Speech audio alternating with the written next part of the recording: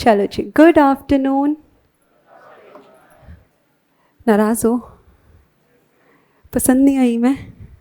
है नहीं पसंद आई? Good afternoon. जय माता दी। कैसे हो? क्या शुरू करेंगे आज हम? कौन सा सब्जेक्ट जो है आज हम स्टार्ट करने वाले हैं? इकोनॉमिक्स। आई होप आपको बुक्स जो है वो मिल गई होंगी। ओके, तो सबसे पहले before I start with my subject, क्या आपको पता है आज कौन सा दिन है? CA day. तो अपनी जर्नी की शुरुआत आप जो है आज से कर रहे हो। CA day 1st of July. So many congratulations and all the best to all the aspiring chartered accountants. Welcome to this prestigious course जहाँ पर आपकी जर्नी जो है वो आज से ऑफिशियली अब शुरू हो रही है।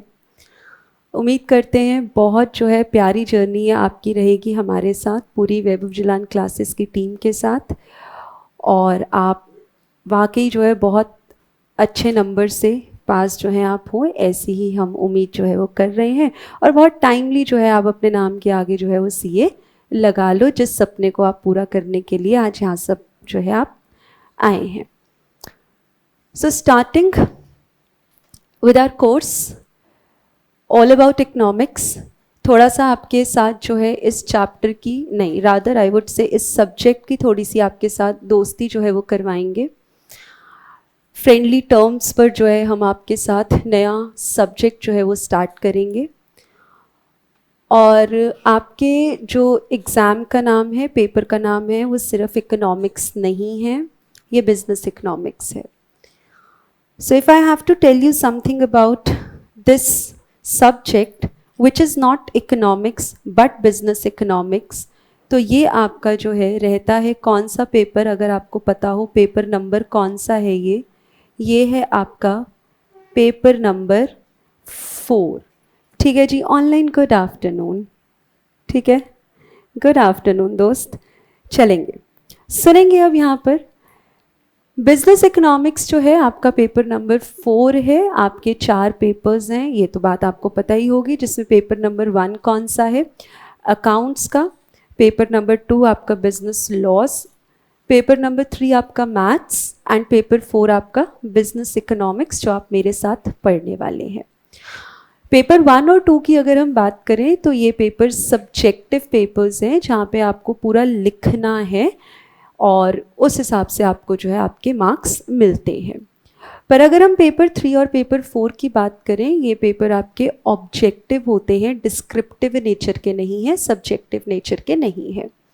Paper 3, paper 4, paper 3 being maths, paper 4 being business economics, क्योंकि आपके सब्जेक्टिव नहीं है, ऑब्जेक्टिव हैं, तो you always have an opportunity to excel in these subject. Reason being, आपको हैंड राइटिंग पे फोकस नहीं करना है, आपको पेपर प्रेजेंटेशन मैटर नहीं करता है कि सजा सजा के लिखना है, एक साइड में फूल पत्तियाँ बनानी है, ये सब तो मैटर करता नहीं है।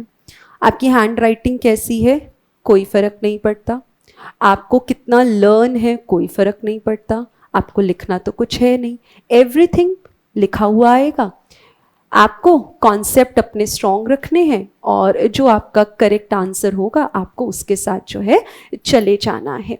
सो ये दोनों पेपर्स जो हैं आपके OMR शीट पे होते हैं। OMR शीट कैसी होती है, क्या होती है, आई होप आप जानते होंगे। अगर आपने CUET का एग्ज़ाम दिया हो या आपने कोई भी ऑब्जेक्टिव पेपर दिया हो तो कैसा होता है, थोड़ा सा आपको पिक्चर उसका आइडिया होगा। पर इस एग्ज़ाम में OMR शीट कैसे मिलती है वो प्रैक्टिस हम आपको क्लास में ही करवा के चलेंगे, आपके टेस्ट के थ्रू, जो हम एवरी संडे जो है आपके यहाँ पर टेस्ट रहते हैं। तो जब भी पेपर 3 या 4 में से किसी भी सब्जेक्ट का टेस्ट होगा तो ऑब्वियसली आपको OMR मिलेगी, आपको बताया जाएगा, सिखाया जाएगा किस तरीके से जो है आपको उसमें पेपर में मार्किंग जो है करनी है, सर्कल्स आपको किस तरीके से जो है वो फिल करने हैं। तो ये जो पेपर 4 है ऑब्वियसली आपका 100 मार्क्स का जो है ये पेपर है। और इस पेपर में अगर हम बात करें कोर्स की तो आपको 2 बुक्स जो हैं आज वो मिली होंगी। वॉल्यूम 1 आपका रहेगा, वॉल्यूम 2 आपका रहेगा। वॉल्यूम 1 में आप पढ़ोगे माइक्रो इकोनॉमिक्स के बारे में, वॉल्यूम 2 में आप पढ़ेंगे मैक्रो इकोनॉमिक्स के बारे में।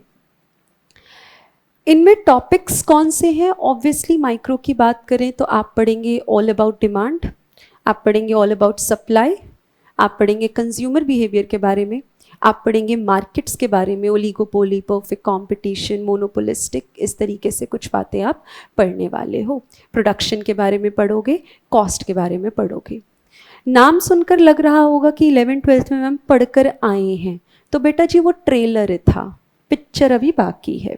तो वहाँ पे ट्रेलर आपने देखा है, यहाँ पे पूरी पिक्चर जो है आपको समझनी है और उस पिक्चर के बेस पे आप लोगों को सवाल जवाब भी करने जो है वो पड़ेंगे, एग्जाम में आपको आंसर्स जो है वो देने पड़ेंगे।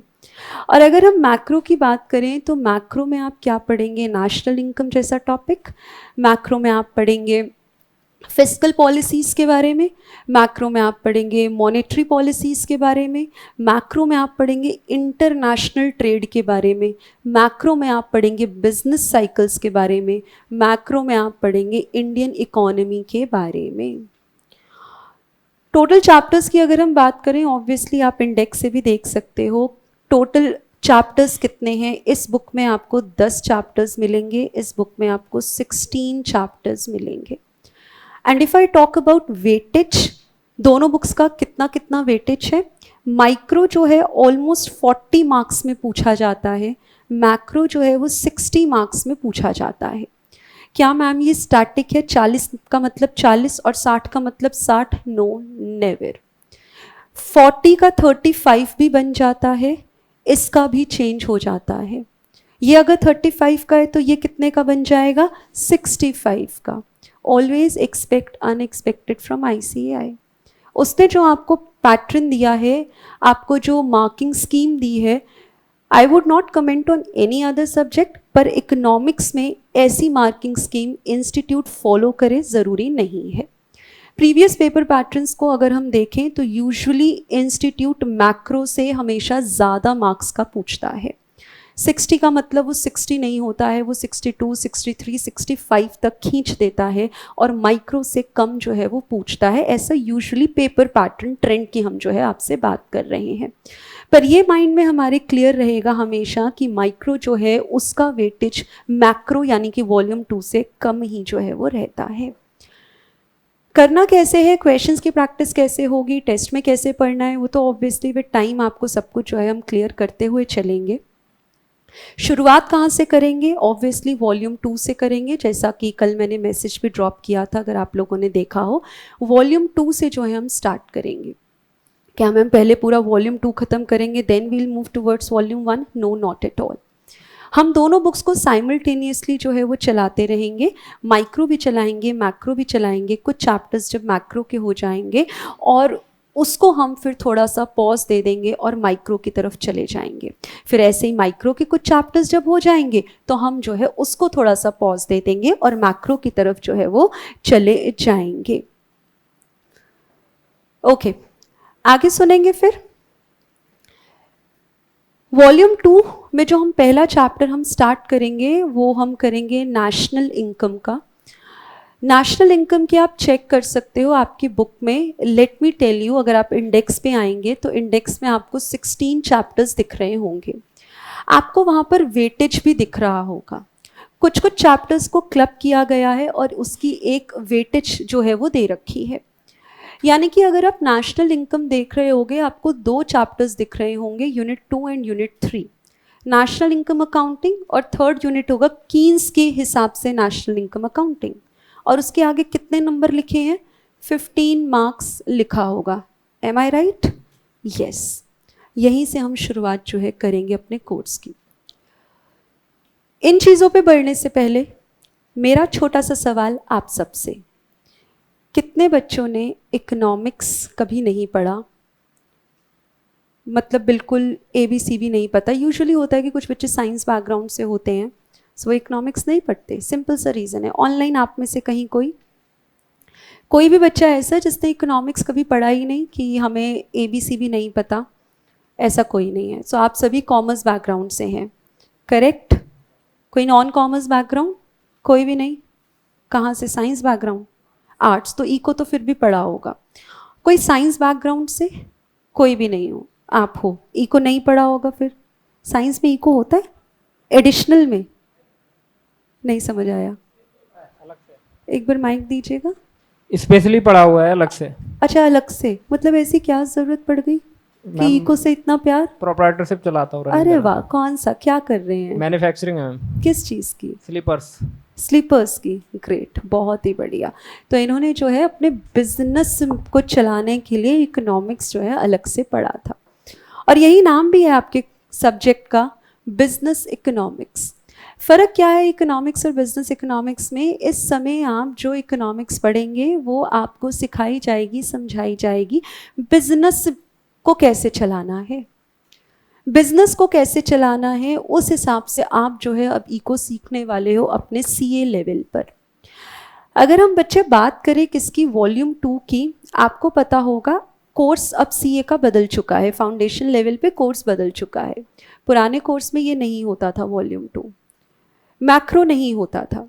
पुराने कोर्स में ये वाली चीज़ें स्टूडेंट्स कहाँ पढ़ते थे? इंटर में पढ़ते थे, एंड दैट टू ग्रुप 2 में पढ़ते थे।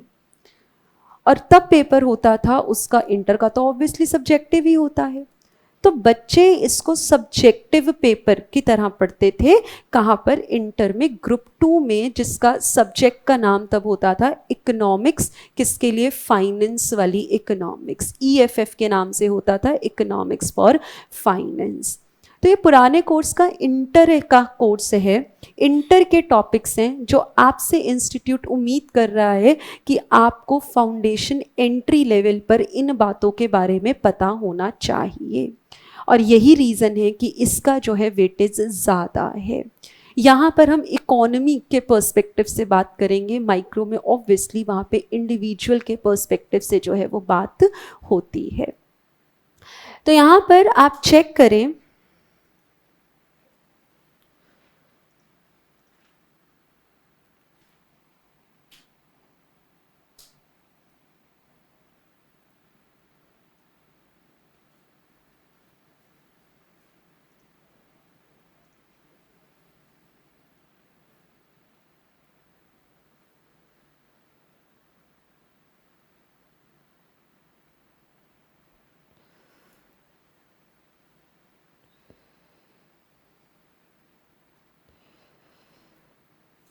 सुनेंगे।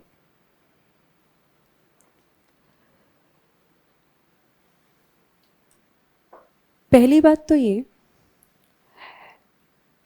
कि हम जब भी पढ़ेंगे कोर्स की, जब हम शुरुआत कर रहे हैं ऑब्वियसली आज से, डाउट कोई भी होगा, आप डाउट घर तक जो है वो नहीं लेकर जाएंगे। जितने भी आपके डाउट्स हैं बच्चे, वो इसी क्लास में जो है पूरे होने चाहिए, क्लियर होने चाहिए, क्रिस्टल क्लियर आपका डाउट जो है वो होना चाहिए। क्लास के बाहर जब आप 2 घंटे बाद क्लास लेने के बाद बाहर जब जाएंगे, तो आप कॉन्फिडेंस के साथ निकलेंगे कि हाँ, आज अगर मैंने अपनी लाइफ के, अपने दिन के 2 घंटे दिए हैं तो मैंने कुछ वैल्यू एडिशन किया है। आप घबराएंगे नहीं डाउट पूछने से, आप ये फील नहीं करेंगे हो मेरा डाउट मैम सुन के क्या कहेंगी, या मैम छोड़ो तो मेरी क्लास के और बच्चे क्या सोचेंगे कि मैं इतना डम हूँ कि ये डाउट कैसा पूछ लिया है बेकार सा। ये आपके मन में नहीं आनी चाहिए बात। You have all the rights, you have all the rights to let me know your doubts. उनको क्लियर करना मेरी रिस्पॉन्सिबिलिटी है। आपको at any point humiliation feel नहीं होगा, किसी भी तरीके से नहीं होगा। ऐसा हमारा जो है नेचर नहीं है, ऐसा कोई बिहेवियर नहीं होगा यहाँ पे जहाँ पे आपको कभी भी ये फील हो कि मैंने डाउट पूछा तो बड़ा ह्यूमिलिएशन जो है वो मुझे फील हुआ। आप क्लास में ऑब्वियसली आपके पास माइक की फैसिलिटी है, आप माइक से डाउट पूछ सकते हो। तब भी अगर आपको नहीं पूछना बन रहा है, आप नहीं पूछ पा रहे हो, क्लास के एंड में आप पूछ लीजिए। घर तक डाउट आपके साथ आपका दोस्त बन के नहीं जाएगा। सब्जेक्ट के साथ दोस्ती करोगे तो लंबा सफ़र तय कर पाओगे। और ये बात देखो बच्चा, बिल्कुल पक्की बात है। क्या पक्की बात है? कि आपको सीए फाउंडेशन क्लियर करने के लिए ऐसा नहीं है कि 4 में से कोई एक पेपर अगर रह गया तो नेक्स्ट टाइम दे देंगे इंटर के साथ। ये आपको पता है, आपको क्लियर चारों ही करने हैं। 40 इन ईच सब्जेक्ट, एग्रीगेट 50% आपका बनना चाहिए। तो पढ़ने आपको चारों सब्जेक्ट्स हैं, आपको टाइम इक्वल जो है वो डिवोट करना है चारों ही सब्जेक्ट्स को। तो आज से जो आप शुरुआत कर रहे हो, प्लीज़ कोशिश करेंगे जितना हो सकेगा मैक्सिमम से मैक्सिमम हम कवरेज क्लास में करेंगे।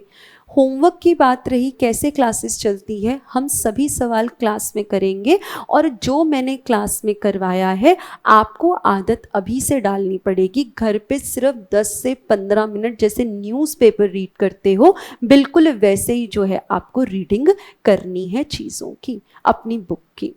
उसका रीज़न ना बहुत सिंपल सा है। आई होप, मैं उम्मीद कर रही हूँ कि आप उस रीज़न को समझ पाएंगे। पेपर आपका ऑब्जेक्टिव है। इंस्टीट्यूट ना तो मेरी लैंग्वेज से सवाल बनाएगा, ना आईसीआई आपके लिखे हुए आपके नोट्स को रेफर करेगा क्वेश्चंस बनाने के लिए। इंस्टीट्यूट अपनी लैंग्वेज से क्वेश्चन बनाएगा, क्योंकि सभी बच्चे मुझसे नहीं पढ़ रहे और सभी बच्चे कोचिंग लेकर नहीं पढ़ते। कुछ बच्चे सेल्फ स्टडी भी करते हैं, कहीं से भी पढ़ रहे होंगे, किसी और जगह से भी पढ़ रहे होंगे, किसी और स्टेट में भी पढ़ रहे होंगे।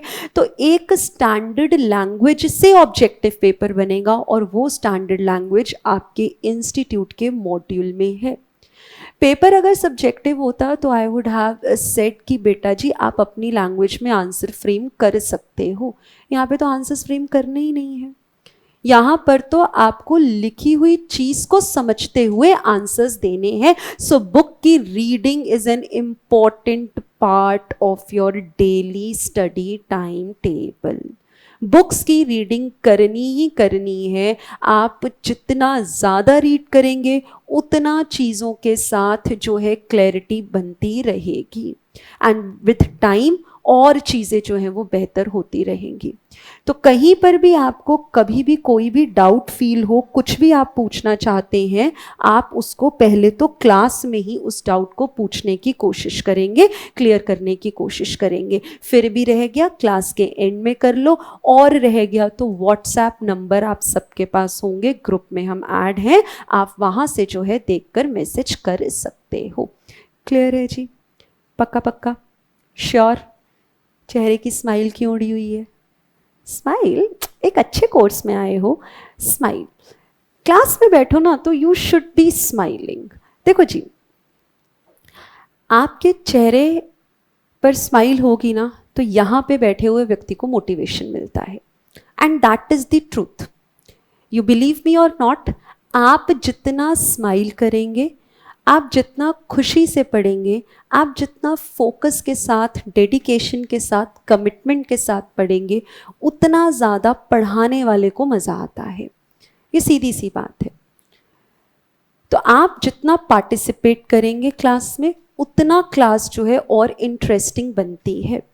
और आंसर्स आप सब करेंगे। क्लासेस मैं प्रवचन देती रहूँ, आप कुछ बोलो ना, वो क्लास लेने का कोई फ़ायदा नहीं है, to be very honest.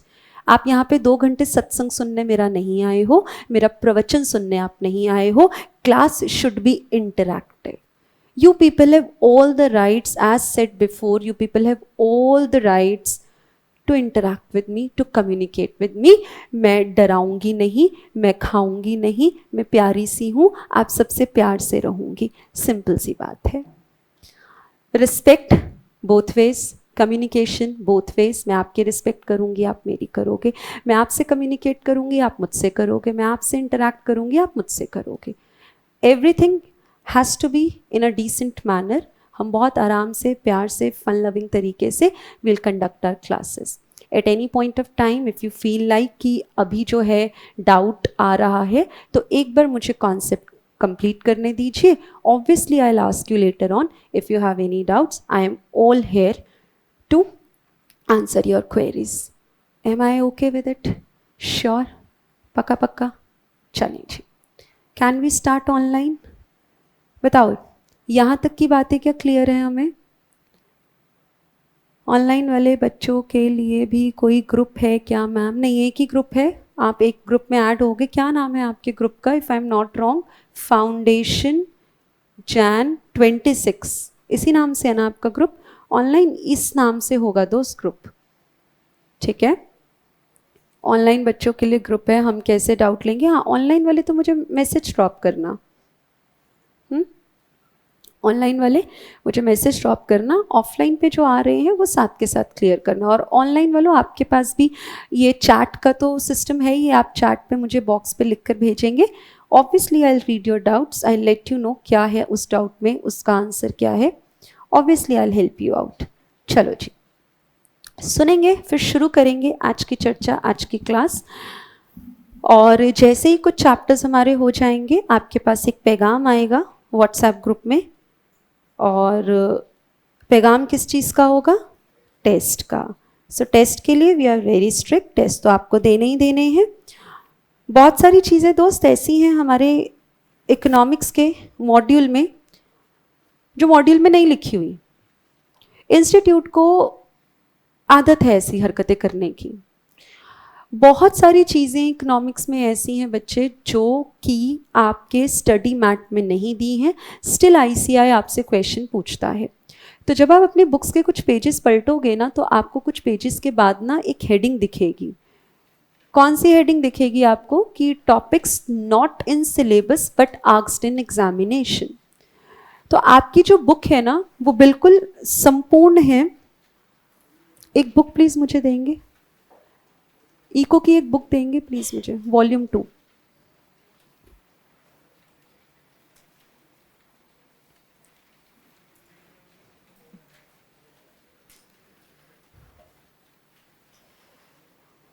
Thank you. ज्यादा मोटी तो नहीं है ना बुक, ज्यादा मोटी हो गई। हाँ जी,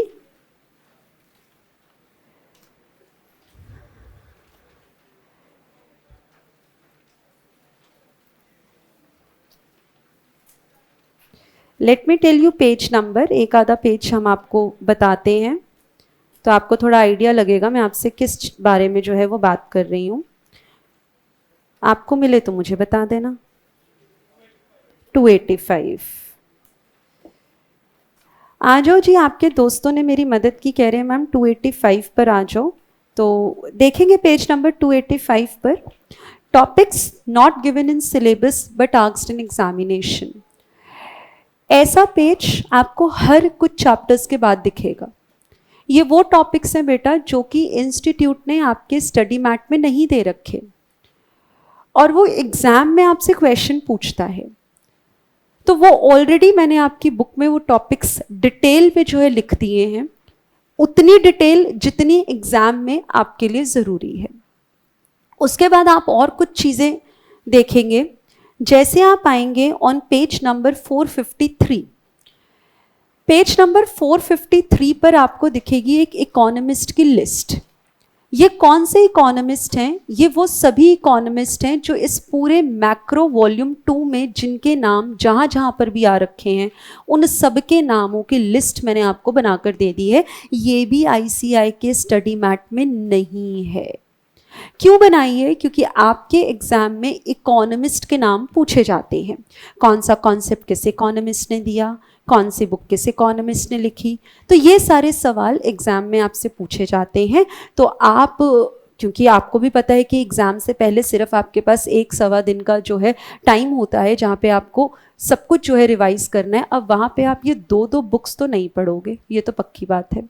इतनी मोटी बुक्स की एक एक लाइन तो पढ़ना पॉसिबल नहीं है। और लेटेस्ट से कोई इकोनॉमिस्ट का नाम आप भूल गए हो, आपको रिवाइज करना है, तो कहाँ छांटते फिरोगे दोनों बुक्स में।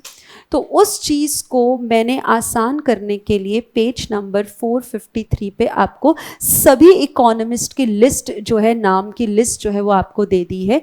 ये वो इकोनॉमिस्ट हैं जो वॉल्यूम 2 में जिनका जिक्र जो है वो हुआ है, उनका नाम और उसके सामने उनके द्वारा दिया गया कोई भी कॉन्सेप्ट। और थोड़ा सा जब आप आगे चलेंगे आपको फिर दिखेगा बिजनेस इकोनॉमिक्स इस तरीके से, कुछ चार्ट फॉर्म में कुछ पेजेस आपको दिख रहे होंगे। ये बेटा वॉल्यूम 1 और वॉल्यूम 2 की समरी है, दोनों बुक्स की समरी है, वॉल्यूम 1 और वॉल्यूम 2 की। जो 1-1.25 दिन का टाइम है, उस टाइम पे आपको ये रिवाइज करना है। ये जो पेजेस हैं, आपको कुछ पेजेस इनको जो है आपको रिवाइज करना है। ये दोनों बुक्स की समरी है। ये भी बात क्लियर है हमें? ठीक है जी। और आगे हम थोड़ा सा जाते हैं और फिर हम कहाँ आए, लास्ट पर आएंगे। इंडियन इकोनॉमी वाला एक पेज जो है आपको कुछ ऐसा दिख रहा होगा। ये आपका बेटा फैक्ट्स हैं जो इंडियन इकोनॉमी चैप्टर से पूछे जाते हैं। उसमें आपको बहुत सारी डेट्स लर्न करनी है, कौन सा जो है काम कब हुआ, कौन सा वॉर कब हुआ, किसने किसके ऊपर जो है किस टाइम पर, किस एरा में, किस साल में जो है वॉर कंडक्ट किया। कुछ ऐसी जो है फैक्ट्स एंड फिगर्स वाली बातें हैं। इस साल में जीडीपी कितना था, उस साल में जीडीपी कितना था, हमारी कंट्री में कॉटन की प्रोडक्शन कितनी थी। ऐसी चीज़ें आपको जो है फैक्ट्स एंड फिगर्स आपको लर्न करनी है, तो वो भी जो है आपके पास दे दिया गया है। जब वॉल्यूम 1 भी आपको अच्छा मिल चुका है, एनी हाउ वॉल्यूम 1 में भी आप बेटा एंड में चेक कर पाओगे। वहाँ पे भी आपको एक इकोनॉमिस्ट की लिस्ट मिलेगी, वहाँ पर आपको एक लिस्ट और मिलेगी, फॉर्मूला लिस्ट। पूरे वॉल्यूम 1 में जितने भी कॉन्सेप्ट्स पर फॉर्मूले लगने हैं, वो सारे फॉर्मूले एक जगह पे कंपाइल करके मैंने आपकी बुक में ऐड कर दिए हैं।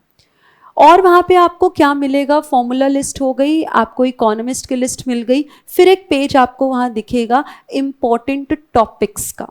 एट एनी कॉस्ट आपको वो टॉपिक्स करके जाने ही जाने हैं, वहाँ से क्वेश्चन आते ही आते हैं। तो ये सारी चीज़ें ऑलरेडी बेटा जी कंपाइल्ड फॉर्म में आपकी बुक में दे दी गई है। सर्वगुण संपन्न अक्षर होता है ना, ये बुक्स वो हैं।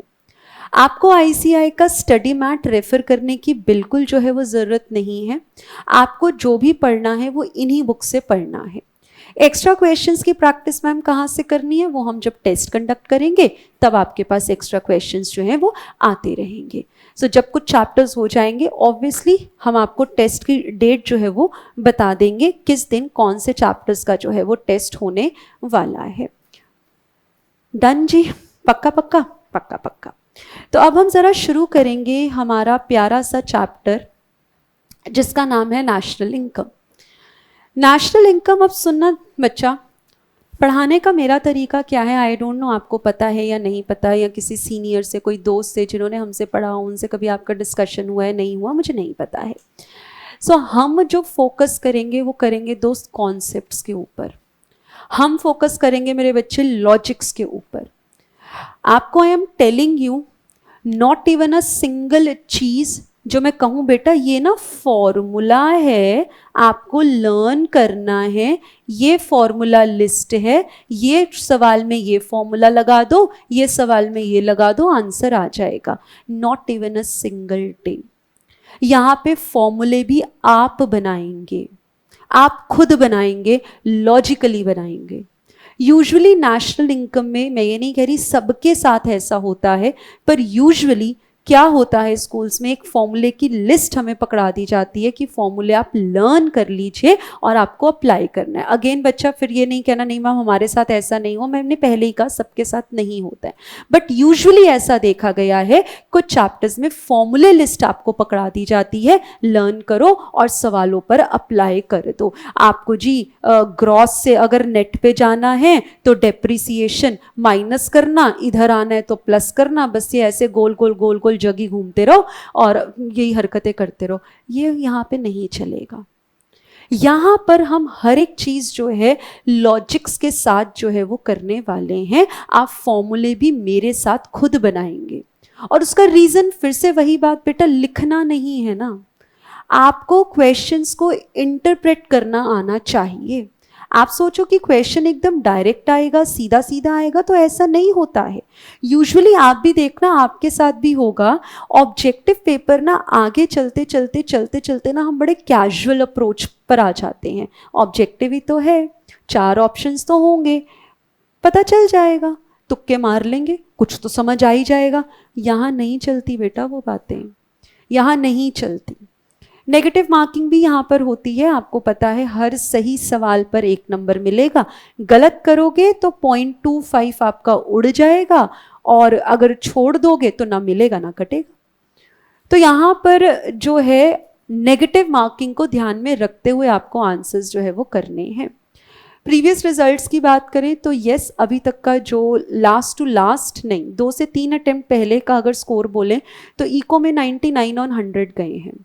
लास्ट अटेम्प्ट की बात करें 97 हाईएस्ट गए हैं। और अगर लास्ट अटेम्प्ट जो जनवरी का भी, मई का तो रिजल्ट आना है, लेट अस सी कैसा रहता है। जैन अटेम्प्ट की अगर हम बात करें तो ऑलमोस्ट 33 स्टूडेंट्स कितने थे, 90 प्लस वाले थे आई गेस, कुछ ऐसा जो है वो रिजल्ट आया है। और आता है बेटा, आप भी इनमें से एक होंगे, आप भी एक होंगे इनमें से, पर उसके लिए दोस्त आपको अपने लॉजिक्स पे काम करना है, आपको चीज़ों को समझते हुए चलना है, रटेंगे नहीं। दिमाग को हम खोल के बैठेंगे, चीज़ों को समझने की कोशिश करेंगे। जहां आपने रटने की कोशिश करी वहां पर इको से मुश्किल सब्जेक्ट आपके लिए कोई नहीं होगा, मार्क माई वर्ड्स। और लॉजिक्स के साथ चलोगे तो इको से आसान भी कोई नहीं है। ये है, ये आप फैक्ट है, ये अभी आप शायद ना समझ पाएं, लेकिन 10, 15, 20 क्लासेस होने दीजिए, आप ये चीज़ रियलाइज करोगे, भैया लॉजिक समझ लो, उस चीज़ के कॉन्सेप्ट्स समझ लो, फिर सवाल जैसा भी आए हम कर सकते हैं। सो इसी चीज़ के साथ शुरू करते हैं पहला चैप्टर आपके कोर्स का, नेशनल इनकम। पूरा फोकस हमारे साथ स्क्रीन पर आपका होगा, आप सिर्फ स्क्रीन को देखेंगे, बुक्स की जब ज़रूरत होगी, जब हम रीड करेंगे ऑब्वियसली आपको पता चल जाएगा। हर चैप्टर की शुरुआत में कुछ टाइम मैं आपका लूँगी, किस लिए, आपके बेस को बनाने के लिए। डायरेक्टली हम बुक से रीडिंग नहीं शुरू कर देंगे, मैं कुछ टाइम आपका पहला बेस बनाने के लिए लूँगी, और जब वो बेस क्रिएट हो जाएगा तो हम बुक से रीडिंग करेंगे, आपको चीज़ें समझ में आ जाएंगी। देखेंगे, सुनेंगे मेरी बात को। नेशनल इनकम जो हम कैलकुलेट करेंगे बेटा, वो दो जो है नज़रिए से हम करने वाले हैं। देखो, ये एक नज़र, ये दूसरी नज़र, ठीक है। पहली कौन सी है, ये है यूनिट 2 की नज़र, और ये कौन सी है, ये है यूनिट 3 का पर्सपेक्टिव नज़रिया।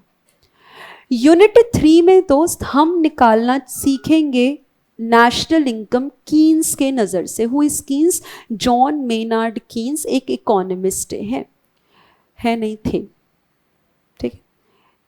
सो जेएम कीन्स के हिसाब से हम जो है नेशनल इनकम कैलकुलेट करना सीखेंगे, और यहाँ पर जो आप नेशनल इनकम सीखोगे वो आज का करंट सिनेरियो है। आप जब गूगल पे टाइप करते हो जीडीपी इंडिया की कितनी, जीडीपी यूएस की कितनी, जीडीपी यूएई की कितनी, एक फिगर आती होगी। तो अगर मैं इंडिया के कॉन्टेक्स्ट में बात करूं तो बेटा नेशनल इनकम को कैलकुलेट करती है सीएसओ, सेंट्रल स्टैटिस्टिकल ऑर्गेनाइजेशन। ये नाम आपकी बुक में दे रखा है, ऑब्वियसली एग्जाम में आता है। आपको कुछ नहीं लिखना है बेटा, each and everything has already been mentioned in your books. ये बात पक्की है, जहां कुछ लिखना होगा, लिखवाना होगा, मैं before hand I let you know कि बेटा लिखना है। सिर्फ आपको मेरी बातों को सुनना है, समझना है। सुनेंगे। नेशनल इनकम 2 यूनिट्स में हमारा जो है हमें पढ़ना है। पहला यूनिट है यूनिट 2, जहां पर नेशनल इनकम की हम फिगर्स कैलकुलेट करना सीखेंगे, और वो फिगर्स का कैलकुलेशन बताने वाला एक ऑर्गेनाइजेशन है जिसका नाम है CSO, central statistical organisation. Okay okay. Keynes की अगर हम बात करें तो कीन्स भी हमें नेशनल इनकम कैलकुलेट जो है वो करना सिखाएंगे, पर ये कैसे सिखाएंगे आइएगा समझेंगे। क्या आपने 2 अक्षर कभी सुने हैं? एक होता है एक्स एंटे, एक होता है एक्स पोस्ट। दोनों में कोई बच्चा जो मुझे इसका डिफरेंस बता पाए? कोई भी इधर दीजिएगा माइक, और प्लीज चॉकलेट्स मंगवा दीजिएगा। आंसर्स देंगे हमें, कोई भी जो जिसका मन हो, आप माइक किसी को भी दे दीजिए। जो प्लान्ड होती है। कहाँ से बेटा जी? हाँ जी, अब पहले अपना नाम बताओ, पहले अपना नाम बताओ। हाँ जी, एक्स एंटे जो होती है वो प्लान्ड नहीं होती बेटा, नाम बताओ। राहुल। राहुल जी बताएं। एक्स एंटे प्लान्ड होती है और एक्सपोज जो मतलब कि भी चल रही है मार्केट में करंट जो होती है, जो चल रही है मार्केट में, करंट सिचुएशन जो है। Current situation. ओके, कोई और आंसर? इसके अलावा सेम हो तो प्लीज, नहीं अलग आंसर हो तो आप मुझे बता सकते मैम हैं। एक्सपोज्ड होती है एक्चुअल से।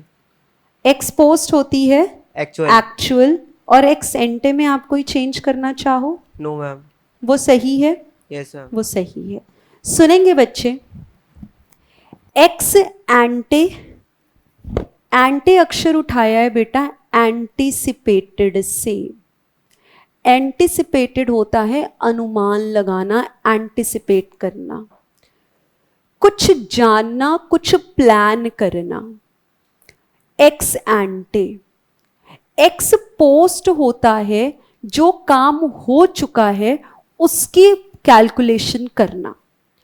नाउ इफ आई से क्या कि आज है, हम कहां पर हैं? हम 2025 में हैं। क्या बेटा 31 मार्च 2025 निकल चुका है? क्या मुझे 1 अप्रैल 2024 से 31 मार्च 2025 का जो फाइनेंशियल ईयर है इसकी जीडीपी की एक्चुअल फिगर मिल सकती है? एक्चुअल मिल सकती है कि नहीं मिल सकती? एक्चुअल मिल सकती है। ये एक्चुअल फिगर आपको अगर मैं बोलूं मुझे बताओ कितनी है, तो आप सबसे पहले गूगल करोगे। गूगल पे जो फिगर आई है वो दी है सीएसओ ने, यानी कि जो काम हो चुका है उसके बारे में इंफॉर्मेशन आप गैदर करोगे। उस पीरियड के बारे में आप जानना चाहोगे कि आपने प्रोडक्शन कितना किया है उस पर्टिकुलर फाइनेंशियल ईयर में, आपका जी नेशनल इनकम कितना रहा है। इसको हम बोलते हैं क्या? X post. ये काम हो चुका है।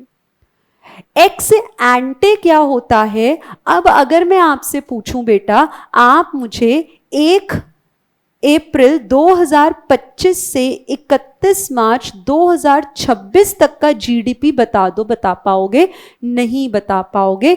अभी इसकी मुझे एक्चुअल फिगर्स नहीं मिलेंगी। हम अंदाजा लगाएंगे, अनुमान लगाएंगे कि मेरी गवर्नमेंट बोल रही है इस साल टारगेट है प्रोडक्शन को 10% इंक्रीज करने का, टारगेट है नेशनल इनकम को 5% से बढ़ाने का। जब हम टारगेटेड वैल्यूज की बात करें, जब हम प्लान्ड वैल्यूज की बात करें, जब हम अनुमान लगाने की बात करें, एंटिसिपेशन की बात करें, तो हम बोलते हैं हम एक्स एंटे फिगर्स जो है वो निकाल रहे हैं।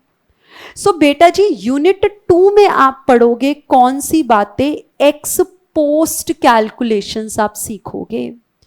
इस चैप्टर में आपको सिखाया जाएगा अंकल जेएम कीन्स की नजर से एक्स एंटे वैल्यूज को निकालना। क्या ये डिफरेंस समझ में आया हमें? श्योर? पक्का? तो मैंने आपको क्या बोला? 2 अक्षर होते हैं, एक्स एंटे, एक्स पोस्ट। एंटे अक्षर उठाया है एंटिसिपेशन से, कुछ अनुमान लगाना, कुछ एंटिसिपेट करना, और एंटिसिपेशन आगे के वक्त के लिए होता है, पीछे की तो हमको एक्चुअल फिगर्स मिल सकती हैं। सो यहां पर हम कुछ एंटिसिपेट करेंगे, कुछ प्लान करेंगे, प्लान्ड फिगर्स हम कैलकुलेट करेंगे। जेएम कीन्स अंकल हमको ये काम करना सिखाएंगे। इससे पहले वाला जो चैप्टर है जो कि हम बाद में करेंगे, कोई कनेक्शन नहीं है इन दोनों चैप्टर्स के बीच में, दोनों अपनी अलग अलग कहानियां जो है वो चलाते हैं। वहां पर आपको एक्स पोस्ट फिगर्स जो है कैलकुलेट करने को देखने को मिलेंगी। अब एक और बात का मुझे जवाब देंगे मेरे दोस्त। एक अक्षर होता है रियलाइज्ड वैल्यूज, एक अक्षर होता है अनरियलाइज्ड। मैं आपसे जानना चाहती हूं रियलाइज्ड वैल्यूज पोस्ट या एंटे? पोस्ट। ये रियलाइज्ड वैल्यू रियलाइज हो चुकी है, काम हो चुका है। अनरियलाइज्ड वैल्यूज अभी रियलाइज होनी है, तो हम किसकी बात करेंगे? एक्स एंटे वैल्यूज की। क्या अलग अलग अक्षर आपको क्लियर है? श्योर हो? पक्का पक्का, आई डोंट नो आपको पता था नहीं पता था, जिन्हें नहीं पता आई होप पता चल गया होगा online. X एंटे means planned, x post means actual, yes. X एंटे मतलब एक्सपेक्टेड, ओके गुड टेकन। चलिएगा, साथ साथ नोट्स भी बनाने हैं मेरी तरफ से। If you people ask me notes बनाने हैं नहीं बनाने, बाकी सबका अपना अपना रहता है पढ़ाई का तरीका। नहीं मैम हमको तो नोट्स बना के अपने हैंड्स से जब तक हम नहीं लिखते हमें नहीं समझ में आता, गो अहेड, सबका अपना अपना पढ़ने का तरीका होता है। मैं अपना तरीका किसी पे फोर्स नहीं करूँगी। मैं नोट्स क्यों मना कर रही हूँ बनाने के लिए और समझने पे आपको फोकस क्यों करवा रही हूँ? ऑब्वियसली स्पीड पर मुझको काम नहीं करवाना आपकी, मुझे आपकी लैंग्वेज पे काम नहीं करवाना, मुझे आपकी हैंड राइटिंग पे काम नहीं करवाना, मुझे तो आपको कॉन्सेप्चुअली स्ट्रांग बनाना है। तो उसके लिए दिमाग खुला होना चाहिए, हाथों को हम तंग नहीं करेंगे। आपको अपने नोट्स बनाने, गो अहेड बेटा। हर बच्चे का अपना तरीका होता है पढ़ने का। मैं फिर से बोल रही हूँ, मैं किसी के ऊपर फोर्स नहीं कर रही कि तुमको तो ऐसे ही पढ़ना है। यू गो अहेड, आप अपने घर पे जैसे मर्जी आप पढ़ना चाहें, नोट्स बनाएं, आपकी इच्छा है। पर क्लास में मेरे साथ अगर मुझे कुछ लिखवाना है आई स्पेसिफाई कि बेटा लिख लो। अदरवाइज अगर मैं जो बोल रही हूँ सिर्फ आपको उसको सुनना है, दैट्स इट। ओके, आइएगा जरा, अगर हम इतनी सी बात को पहले समझें, तो क्या आप ये पहली लाइन पढ़ पाओगे? We will talk about ex ante और एंटिसिपेटेड, प्लान्ड और intended values in this chapter. लेकिन चैप्टर 2 में, लास्ट चैप्टर में हमने पढ़ा था और हम तो पढ़ेंगे किसके बारे में? एक्स पोस्ट या रियलाइज्ड वैल्यूज के बारे में। क्या डिफरेंस हमें क्लियर है? क्लियर है। अब सुनिएगा बच्चे, हुआ क्या, हमारे दो तरह के इकोनॉमिस्ट होते थे। एक तो जेएम कीन्स यानी कि जॉन मेनार्ड कीन्स, एक ये, और कुछ इकोनॉमिस्ट होते थे क्लासिकल इकोनॉमिस्ट, जिसमें एक एडम स्मिथ का नाम आता है। आपने इकोनॉमिक्स में इन अंकल का नाम जरूर पढ़ा सुना होगा। कुछ इकोनॉमिस्ट जिनको हमने क्लासिकल इकोनॉमिस्ट कहा, उनका मानना देखना क्या था। वो क्या कहते थे, मेरी बात को ना अच्छे से ध्यान से सुनना और समझना। बोलते थे एक अक्षर होता है इक्विलिब्रियम लेवल। इक्विलिब्रियम लेवल क्या होता है? इक्विलिब्रियम लेवल क्या होता है? जहां पर आपने सुना होगा, आप बोलते होगे क्वांटिटी डिमांडेड क्वांटिटी सप्लाइड के बराबर होती है। यानी कि मार्केट में अगर 50,000 यूनिट्स की डिमांड क्रिएट हुई थी तो बराबरी से 50,000 यूनिट्स का सप्लाई भी मिल गया। और अगर 50,000 यूनिट्स सप्लाई हुए थे तो सभी के सभी 50,000 यूनिट्स डिमांड होके बिक भी गए। कोई भी अनसोल्ड स्टॉक नहीं बचता, कोई भी अनमेट डिमांड नहीं होती। जिसने जितना बनाया सब बिका, जिसने जितना चाहा डिमांड करने का, खरीदने का, उसको उतना मिला। जब ये दोनों चीजों में एक बैलेंस स्ट्राइक होता है, हम बोलते हैं इकोनॉमी इक्विलिब्रियम पर जो है वो होती है। क्लियर है ये बात? इक्विलिब्रियम का मतलब होता है position of rest, state of rest. एक ऐसा पॉइंट जहां पर ना तो कोई कंज्यूमर की डिमांड अधूरी है, ना ही किसी प्रोड्यूसर का कोई स्टॉक अनसोल्ड है। तो ये एक सिचुएशन ऐसी होती है मेरे दोस्त, जहां पर मैं कहती हूं मेरी इकोनॉमी इक्विलिब्रियम पे काम कर रही है। श्योर हूं? पक्का? पर मेरी बात ना आगे सुनना। अब हुआ क्या, मान लीजिए एक इकोनॉमी की प्रोडक्शन कैपेसिटी, सभी इंडस्ट्रीज, सभी बिजनेस फर्म्स मिलकर 1 लाख यूनिट्स बना सकती हैं। सुनिएगा मेरी बात को, 1 लाख यूनिट्स कब बनाती हैं? जब हम उस प्रोडक्शन कैपेसिटी को 100% यूटिलाइज कर लेते हैं। मेरी इकोनॉमी में जितनी भी मशीनरीज हैं, फैक्ट्रीज हैं, उन सबका 100% इस्तेमाल कर लूं तो max to max 1 lakh units बन सकते हैं। क्लियर है ये बात? क्लियर है। अब मेरे बेटा, अगर मार्केट में डिमांड भी 1 लाख यूनिट्स की आई तो इकोनॉमी इक्विलिब्रियम पर है, तो इकोनॉमी इक्विलिब्रियम पर है। पर बेटा ऐसा भी तो हो सकता है इकोनॉमी में 50,000 यूनिट्स की डिमांड थी तो सप्लायर्स ने बनाए भी 50,000 यूनिट्स। यहां पे भी तो QD बराबर QS है, पर क्या यहां पर इकोनॉमी में रिसोर्सेज 100% इस्तेमाल हुए हैं? नहीं हुए हैं। यहां पर एक सोच क्लासिकल इकोनॉमिस्ट की है, दूसरी सोच JM कीन्स की है। एक बार फिर से सुनेंगे मेरी बात को, एक बार फिर से ध्यान देना। एक इकोनॉमी मिलकर पूरे उस इकोनॉमी में जितनी भी फैक्ट्रीज हैं, मशीनरीज हैं, मिलकर 1 लाख यूनिट्स बना जो है वो सकती हैं।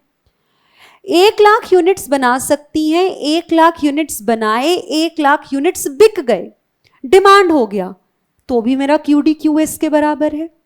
पर यहां पे जो QD और QS बराबर है ना, what is QD? Quantity demanded, QS quantity supplied. यहां पे जो बराबर है ना, वो कब बराबर है? जब इकोनॉमी ने 100% यूटिलाइजेशन अपने रिसोर्सेस का किया। यहां पर क्या सिनेरियो चल रहा है? 50,000 यूनिट्स बनाए, 50,000 बिके, पर बिक कितने सकते थे, बन कितने सकते थे? 1 लाख। इस केस में इकोनॉमी ने 100% अपने रिसोर्सेस को इस्तेमाल नहीं किया।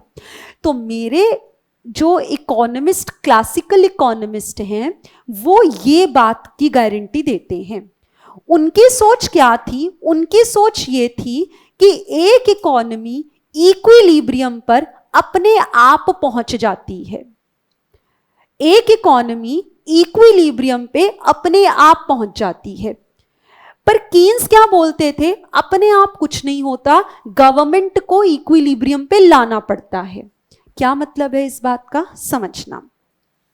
यहां पर चेक करो बेटा जी, मान लीजिए अगर इकोनॉमी में ना इन्फ्लेशन चल रहा है, दैट मीन्स इन्फ्लेशन कब होता है? जब डिमांड ज्यादा हो या सप्लाई ज्यादा हो?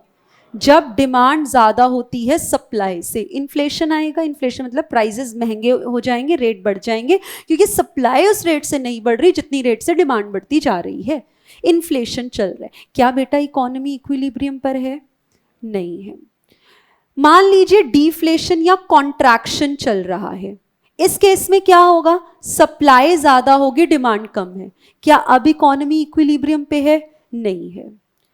अब मान लीजिए हो क्या रहा है? इन्फ्लेशन या डिफ्लेशन कुछ भी चल रहा है। मेरे क्लासिकल इकोनॉमिस्ट कहते थे देखो डिमांड और सप्लाई को बराबर आपको लाने की जरूरत नहीं है। सरकार तुम कौन? गवर्नमेंट तुम कौन? तुम्हारे को कोई रोल हम देंगे ही नहीं इकोनॉमी को ठीक करने के लिए। हमको नहीं मानता कि गवर्नमेंट जो है वो बीच में आए और इंटरफेयर करे। इकोनॉमी तो खुद ही ठीक हो जाएगी।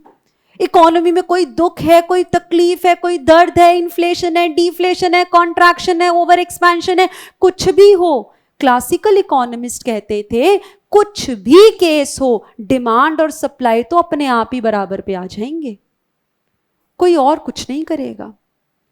पर यहां पर हमारे कीन्स क्या बोलते थे? अरे ऐसे कैसे अपने आप हो जाएगा ठीक? अपने को दर्द हो रहा है, हम कब तक इंतजार करते रहे? नहीं, दर्द तो अपने आप ठीक हो जाएगा। अरे कोई तो सिचुएशन होगी जब दवाई खाने की जरूरत आएगी, तो वो दवाई का नाम सरकार है। बिना गवर्नमेंट के इकोनॉमी को संभालना बड़ा मुश्किल है। तो गवर्नमेंट तुम प्लीज कृपया करके बीच में आओ। क्लासिकल इकोनॉमिस्ट की बात को सरकार दिल पे मत लेना। अरे ये नासमझ बच्चे हैं, नादान बच्चे हैं, इनकी बात को नहीं सुनना। ऐसी गुहार लगा रहे हैं कौन? कीन्स। किससे? गवर्नमेंट से।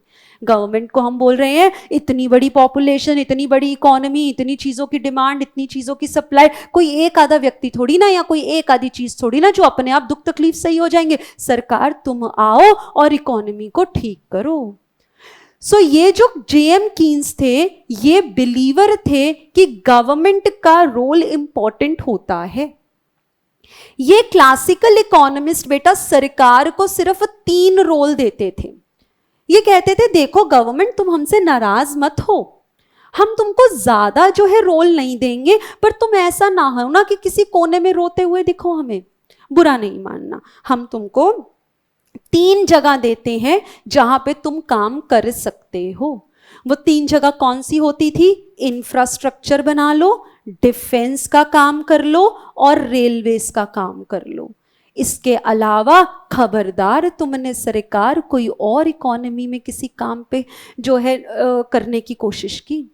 जेएम कीन्स कहते हैं ऐसे कैसे, ऐसे कैसे हो जाएगा? अगर तुम सरकार को, गवर्नमेंट को काम ही नहीं करने दोगे तो यानी कि तुम तो प्राइवेट इंडिविजुअल्स, फर्म्स को सपोर्ट कर रहे हो, तुम तो कैपिटलिस्टिक इकोनॉमी को सपोर्ट कर रहे हो। और ये लोग तो सिर्फ प्रॉफिट्स के लिए काम करते हैं, इकोनॉमी का तो भट्टा बैठ जाएगा। इसी वजह से आया हमारी इकोनॉमी में, आपने नाम सुना होगा, वर्ल्ड इकोनॉमीज में आया the great depression of 1930s। That was the reason. ये रीजन था। शुरुआत हुई ग्रेट ब्रिटेन में, पर उसका असर हर जगह फैला। शुरुआत कोरोना की हुई कहां पे? चाइना में, पर गिफ्ट हर किसी को उसने दिया। और गिफ्ट मिलता है तो हम मना कहां करते हैं? हमको तो बड़ा चस्का चाव होता है गिफ्ट में क्या निकलेगा। तो कोरोना निकला, सभी कंट्रीज के पास वो गिफ्ट पहुंचा, पैंडेमिक का रूप उसने ले लिया। उसको भी हमने बोला पैंडेमिक, यानी कि हर जगह वो फैल चुका था। यही रीजन था बेटा, क्लासिकल इकोनॉमिस्ट की सोच को मानने वाले लोग क्या करवा के चले गए? ग्रेट डिप्रेशन लेकर आ गए। तब इन लोगों की तीसरी आंख खुली। कहते हमसे गलती हो गई रे बाबा, सरकार हमने तुम्हारी बेइज्जती करी, हमसे बहुत बड़ी भूल हो गई, हमें क्षमा करो, हमें माफी दो। सरकार तुम भी बीच में आओ। ये बात समझाने वाले कौन थे? कीन्स आए। ये बात समझाने वाले अंकल कीन्स जो हैं आए, यानी कि ये हरकतें 1930 के बाद हुई होंगी या पहले हुई होगी? 1930 के बाद जो है हुई है, पर हाँ इसकी लहर पहले ही चलनी शुरू हो गई थी। और इसी के बाद, कीन्स के बाद ही बेटा, यूनिट नंबर 4 में आप पढ़ेंगे एक और अंकल है रिचर्ड मसग्रेव। वो भी कीन्स की ही बात सुनते थे। उन्होंने भी यही कहा, हाँ सरकार को बीच में लेकर आओ। तुम कब तक एक इकोनॉमी में दुख दर्द अपने आप ही ठीक होने का इंतजार करते रहोगे? अपने आप इकोनॉमी इक्विलिब्रियम पे आ जाए, ऐसा तुम कब तक सोचते रहोगे? जितनी जल्दी हो सके इकोनॉमी चलानी है यार, घर नहीं चलाना है। घर चलाने के लिए भी हमको प्रॉपर स्ट्रैटेजी प्लान्स बनाने होते हैं। ये तो फिर तुम इकोनॉमी चला रहे हो और तुम हाथ पे हाथ रख के बैठे हो, अरे कोई बात नहीं इन्फ्लेशन, अरे अरे मजा आ रहा है, देखेंगे आज पिक्चर इन्फ्लेशन से क्या होता है। ऐसे थोड़ी ना होता है। डिफ्लेशन चल रहा है, अरे अरे मजा आ रहा है, कोई बात नहीं डिफ्लेशन, अरे अपने आप ठीक हो। तो इकोनॉमी कहां जाएगी? इकोनॉमी को समय पर उसको इलाज नहीं मिलेगा तो मैप से गायब हो जाएगी तुम्हारी कंट्री। तो टाइम टू टाइम आपको अपनी इकोनॉमी को संभालना पड़ेगा। और संभालने के लिए अगर तुमने बोला प्राइवेट लोग तुम आ जाओ, तो भैया वो लोग तो प्रॉफिट के लिए काम करेंगे, वो ओवर एक्सप्लॉइट करेंगे, अपने मुनाफे अपने प्रॉफिट्स के बारे में सोचेंगे। इसी सोच के चक्कर में तो ग्रेट डिप्रेशन आ गया था। तो अब हम जाएंगे किसकी सोच के पास? हम समझने की कोशिश करेंगे जेएम कीन्स की सोच। ये सभी बातें उन्होंने कहां पर लिखकर बताई? उन्होंने 1936 आफ्टर ग्रेट डिप्रेशन, तभी सबको अक्ल आई ना, उससे पहले तो सब बैठे हुए थे, क्लासिकल इकोनॉमिस्ट की बातों को मान रहे थे। 1936 में जेएम कीन्स ने एक बुक लिखी जिसका नाम था general theory of employment, interest and money, जहां पर जो मैंने अभी आपको कहानी बताई उसके बारे में लिखा हुआ था। अब हम ये पैराग्राफ जो है वो पढ़ेंगे, ध्यान देंगे। ऑनलाइन यहां तक कुछ डाउट? आपको मेरी कहानी से कोई डाउट? श्योर, पक्का? यही लिखा है यहां पे, आइएगा।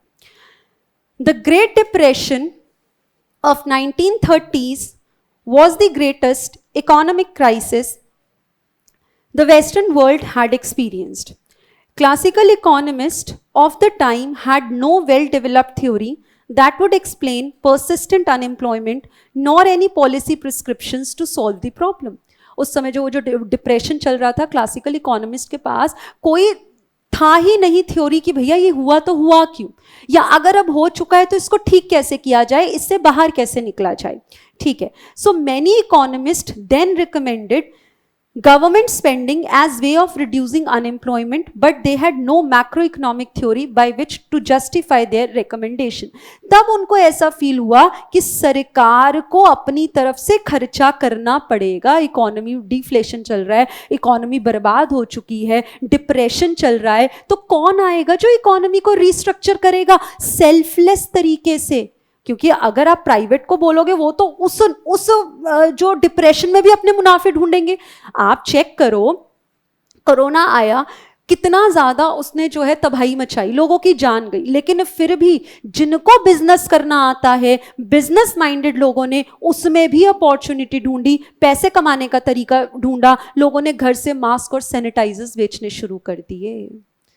यानी कि अगर तुम प्राइवेट लोगों को बोलोगे ना इकोनॉमी को ठीक कर दो, तो भाई वो तो अपने प्रॉफिट्स कमाने के लिए डूबती इकोनॉमी में भी अपना भला पहले सोचेंगे, इकोनॉमी को ना रिस्ट्रक्चर करने वाले।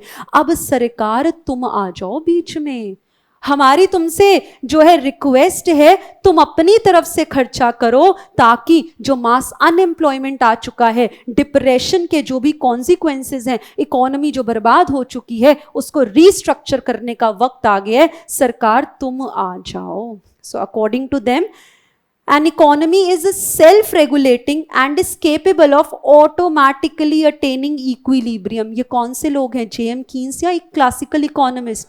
Classical economist. सो क्लासिकल इकोनॉमिस्ट क्या कहते थे कि एक इकोनॉमी तो सेल्फ रेगुलेटिंग है, खुद ही ठीक हो जाएगी, इसको किसी तीसरे फैक्टर की, आउटसाइडर एक्सटर्नल फोर्स की जरूरत नहीं है ठीक करने के लिए, ये तो सेल्फ रेगुलेटिंग है, अपने आप ही इक्विलिब्रियम पे आ जाएगी। इक्विलिब्रियम को ही आप रियल नेचुरल इक्विलिब्रियम जो है आप बोल रहे हो, वो लेवल ऑफ एम्प्लॉयमेंट जहां पे आप 100% रिसोर्सेस इस्तेमाल कर लेते हो। Okay, however the history of modern macro economics क्या हुआ, वॉज रिवोल्यूशनलाइज्ड कब? 1936 में, जब जेएम कीन्स आए, अपनी बुक लेकर आए general theory of employment in trust and money, जिसमें उनका ओपिनियन क्या था, एक इकोनॉमी कभी भी खुद से 100% इक्विलिब्रियम अचीव नहीं कर सकती। किसकी मदद लेनी पड़ेगी? गवर्नमेंट की मदद जो है वो लेनी पड़ेगी। कहते हैं he also believe that prices and wages are rigid and moves downwards due to which economy does not reach real GDP level on its own. इस लाइन का मतलब क्या है समझेंगे।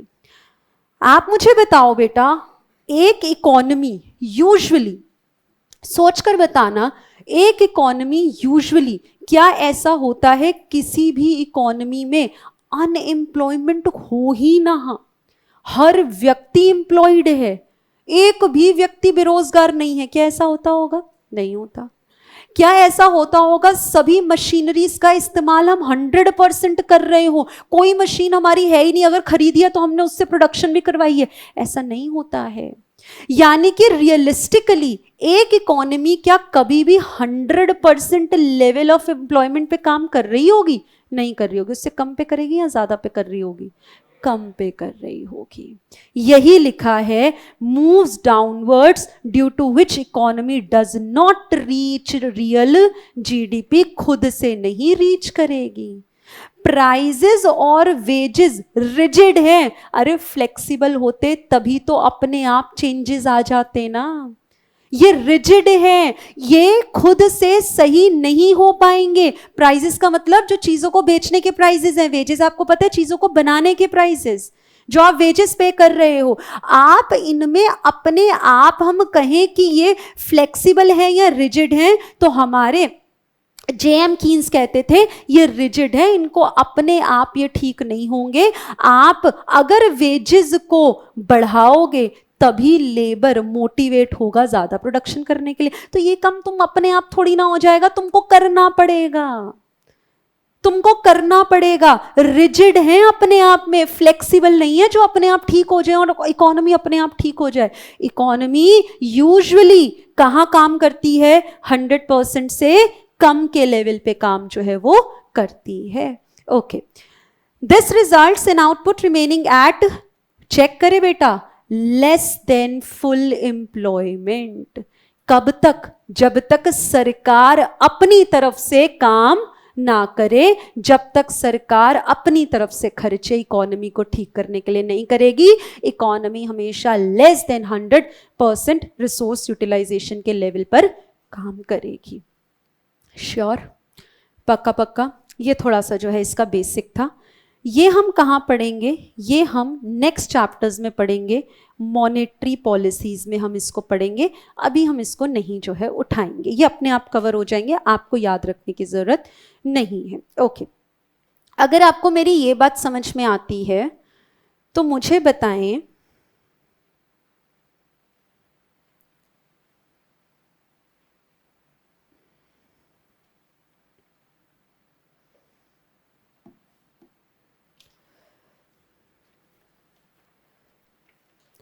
आप जरा आएंगे ऑन पेज नंबर 103 और मुझे करके बताएंगे क्वेश्चन नंबर 2।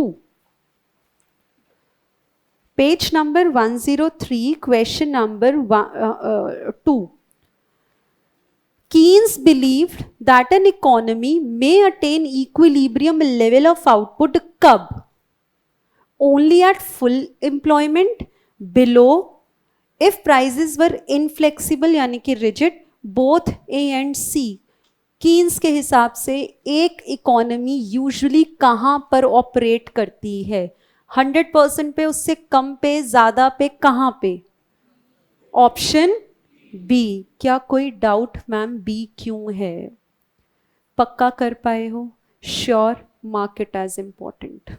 इकोनॉमी हमेशा 100% रिसोर्सेज को ही यूटिलाइज करती है। ये जो मैंने यहाँ लिखा था, एक इकोनॉमी अपने रिसोर्सेज को 100% यूटिलाइज करती है, ये बात क्लासिकल इकोनॉमिस्ट बोलते थे। फुल एम्प्लॉयमेंट का मतलब 100% यूटिलाइजेशन रिसोर्सेज का करना, जो कि किसकी सोच थी?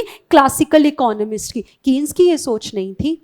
ठीक है, सुनिएगा अब। नेक्स्ट चेक करेंगे, ध्यान देना। ऑनलाइन मैंने सेकंड क्वेश्चन दोबारा बताया बेटा। कीन्स, ये कहानी के ऊपर ही तो वो सवाल था कि हमारे कीन्स की सोच क्या थी। वो ये बोलते थे एक इकोनॉमी कभी भी फुल एम्प्लॉयमेंट पे काम ना करके लेस देन फुल एम्प्लॉयमेंट पे जो है वो काम करती है। मैंने आपको ये लाइन मार्क भी करवाई है इस चैप्टर के फर्स्ट पेज पर।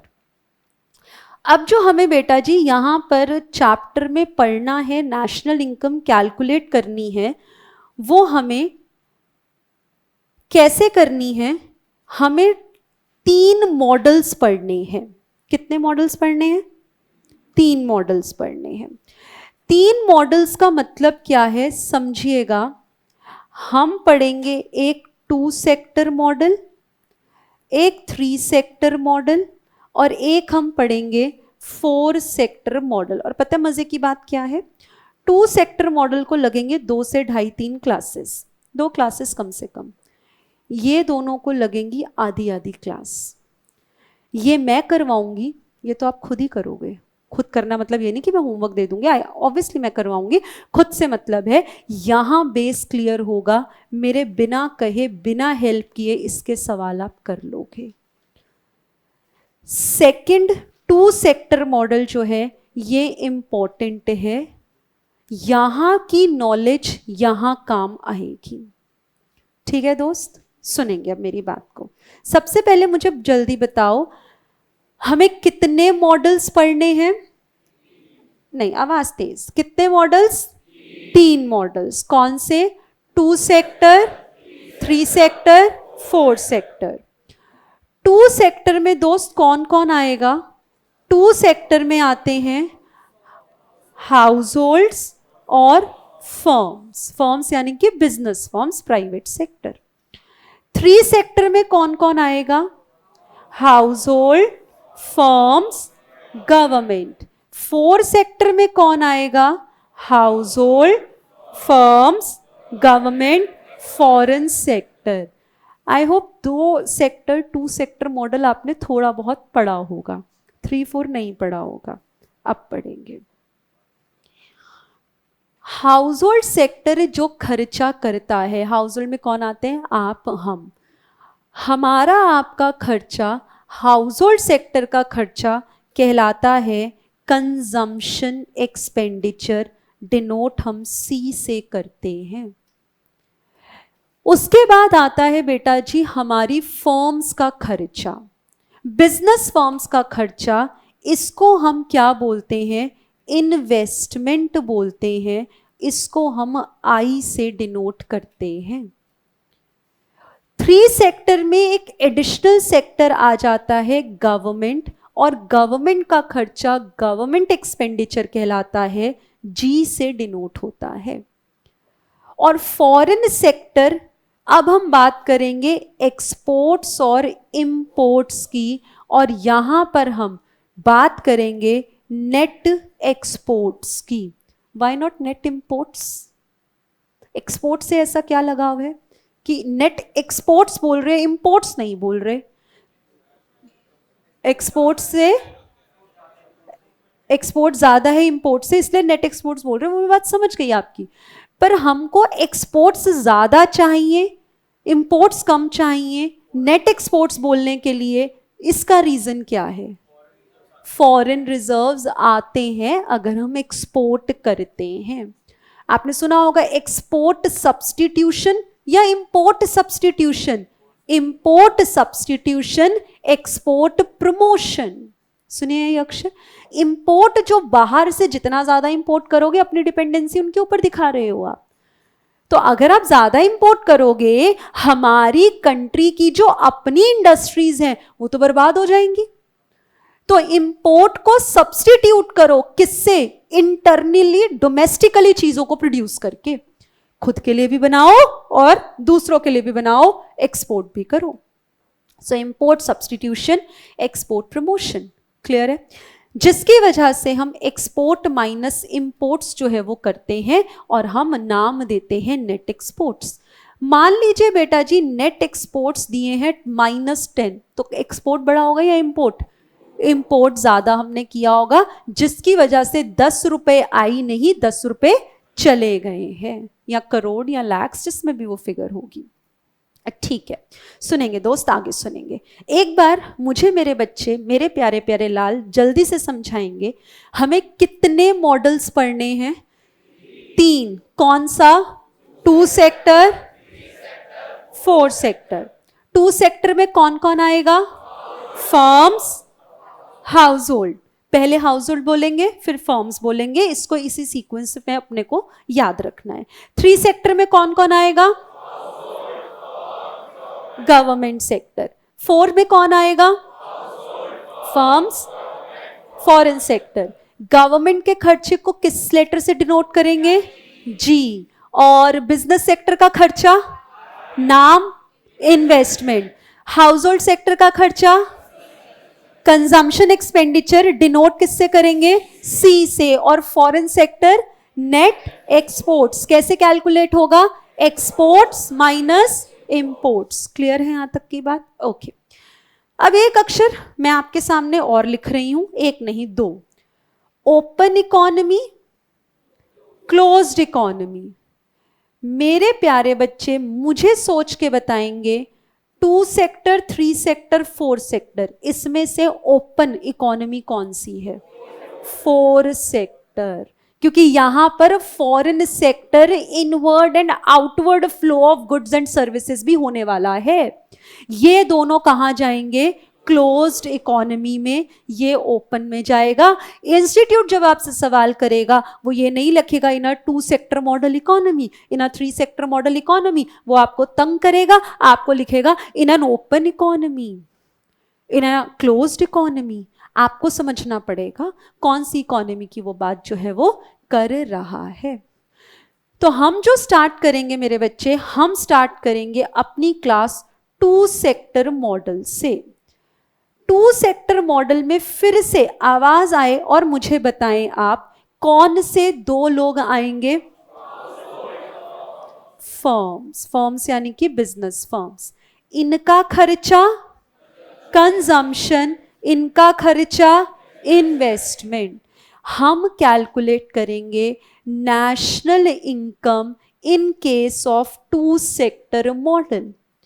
नेशनल इनकम को वाई से, इनकम को वाई से डिनोट करते हैं। अब अगर किसी का ये सवाल कि वाई से क्यों करते हैं, तो बेटा इनकम तो मैम आई से शुरू होता है, तो बेटा आई ना इन्वेस्टमेंट पहले ही लेके चला गया था, ये सिंपल सा रीजन है और कोई बड़ा कोई रीजन नहीं है।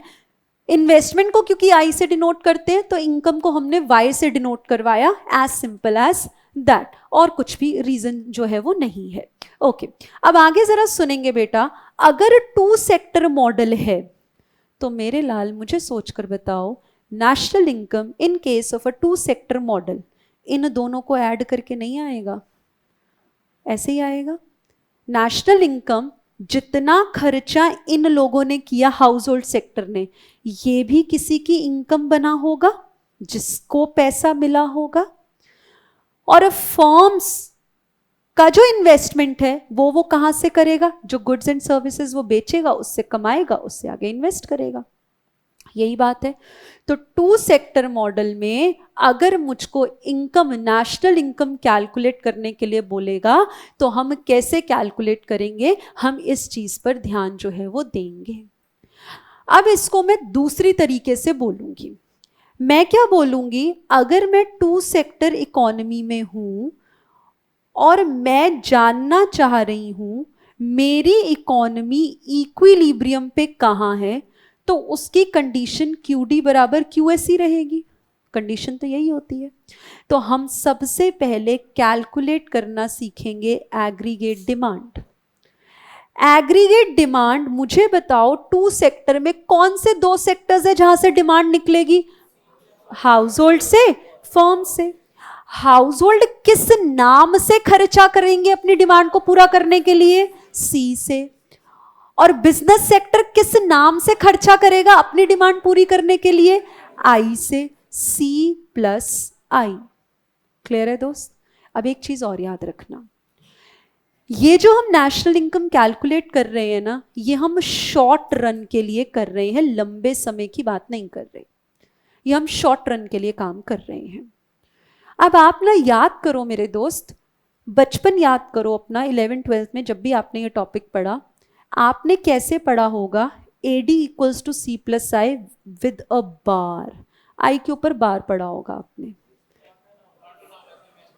What is this autonomous investment, that can not be zero. Autonomous investment से ज्यादा अक्षर ऑटोनॉमस जो लगता है ना, वो कंजम्पशन के साथ लगता है। ऑटोनॉमस कंजम्पशन होती है, ऑटोनॉमस इन्वेस्टमेंट यूजुअली यूज कर लेते हो पर कोई मतलब नहीं है इस अक्षर का। ऑटोनॉमस कंजम्पशन के साथ ऑटोनॉमस लगता है, इन्वेस्टमेंट के साथ बेशक आपने पढ़ा जरूर होगा, मैं डिनाई नहीं करती, पर वो अक्षर सही नहीं होता है। कंजम्पशन ऑटोनॉमस होती है, इन्वेस्टमेंट ऑटोनॉमस नहीं होती है। उसके लिए हम कुछ और अक्षर इस्तेमाल करते हैं, विद टाइम आप खुद जो है जानेंगे समझेंगे। आय विद अ बार का मतलब ऑटोनॉमस इन्वेस्टमेंट से हम नहीं जो है इसको डिनोट कर रहे। इसका मतलब ये है कि क्योंकि हम शॉर्ट रन में बात कर रहे हैं, तो बेटा मुझे बताओ ज्यादा जल्दी शॉर्ट रन में चेंज होने वाला खर्चा सी होगा या आई होगा? सी होगा। इन्वेस्टमेंट आप रोज रोज नहीं करते हो, इन्वेस्टमेंट आप रोज रोज नहीं करते हो। इन्वेस्टमेंट शॉर्ट रन में it is assumed to be constant, जिसकी वजह से I comes along with a bar. तो आई की वैल्यू इंस्टीट्यूट आपको अपने सवाल में हमेशा देगा, वो आपको आई नहीं बोलेगा कैलकुलेट करने के लिए। आई की वैल्यू वो खुद ही देगा, क्योंकि उसने चेंज ही नहीं होना शॉर्ट रन में।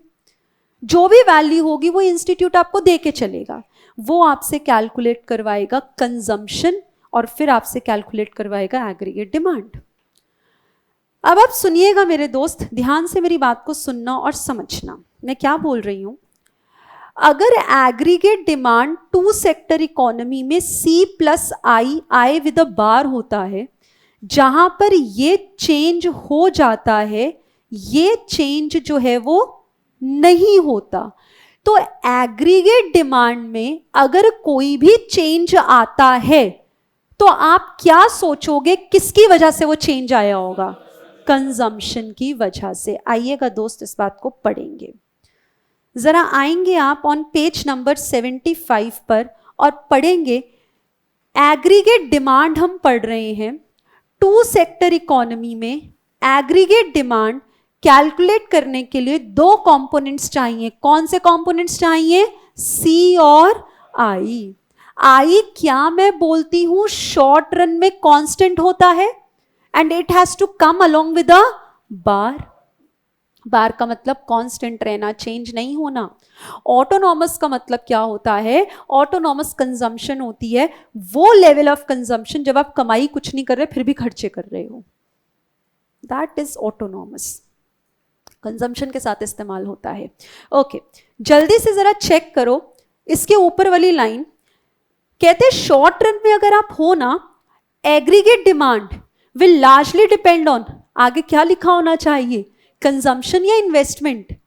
कंजम्पशन। कंजम्पशन पर डिपेंड करती है एग्रीगेट डिमांड की वैल्यू। इन्वेस्टमेंट आप चेंज नहीं करते हो शॉर्ट रन में बार बार बार बार बार बार।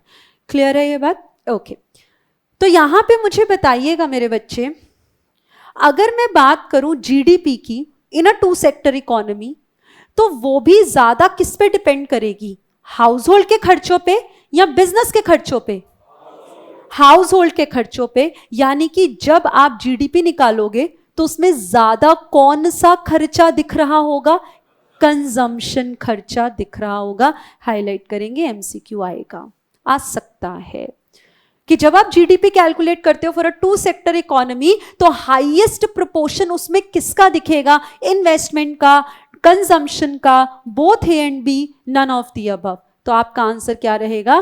Consumption expenditure. नेक्स्ट लाइन में एक लाइन लिखी हुई है इन्वेस्टमेंट के लिए, it is assumed to be determined exogenously. What does this word mean? Externally. यानी कि कोई और ही फैक्टर है जो इन्वेस्टमेंट के लेवल को चेंज करेगा। कोई और ही फैक्टर है जो इन्वेस्टमेंट के लेवल को चेंज करेगा, अदरवाइज शॉर्ट रन में ये फिक्स रहती है। हो सकता है सरकार ने आपको जो है कोई पर्टिकुलर प्लांट मशीनरी पे सब्सिडी दे दी हो तो आपने सोचा चल खरीद लेता हूं। जैसे सोलर पैनल्स की अगर आप बात करो, घरों में अगर आप सोलर पैनल्स लगवाते हो तो गवर्नमेंट कहता है I will grant you subsidy, आपको इलेक्ट्रिसिटी बिल माफ हो जाएगा। तो व्यक्ति कहता है चल इन्वेस्टमेंट कर लेते हैं। आपको गवर्नमेंट कह रही है ये पर्टिकुलर आप प्लांट लगाओगे, मशीनरी लगाओगे ना, आपके प्रॉफिट्स को हम एग्जेम्प्ट कर देंगे। तो व्यक्ति कहता है चल एक इन्वेस्टर, एक बिजनेसमैन कहेगा इसी बहाने हम जो है इन्वेस्टमेंट कर लेते हैं, सस्ते में पड़ रहा है। तो वो चीज एक अलग है, बट अदरवाइज शॉर्ट रन में इसने क्या रहना है? कांस्टेंट जो है वो रहना है। ठीक है ये बात? ठीक है, आगे सुनना मेरी बात को।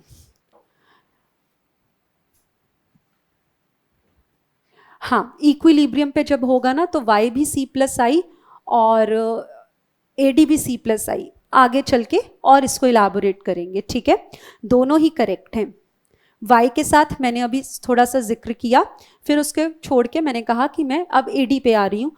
बहुत करेक्ट है। y की कहानी कल इंट्रोड्यूस और अच्छे से जो है वो हम करेंगे। इक्विलिब्रियम पे बराबर होता है सब, चेक करेंगे विद टाइम। सुनेंगे अब ध्यान से। मुझे बताओ बेटा क्या बताना है?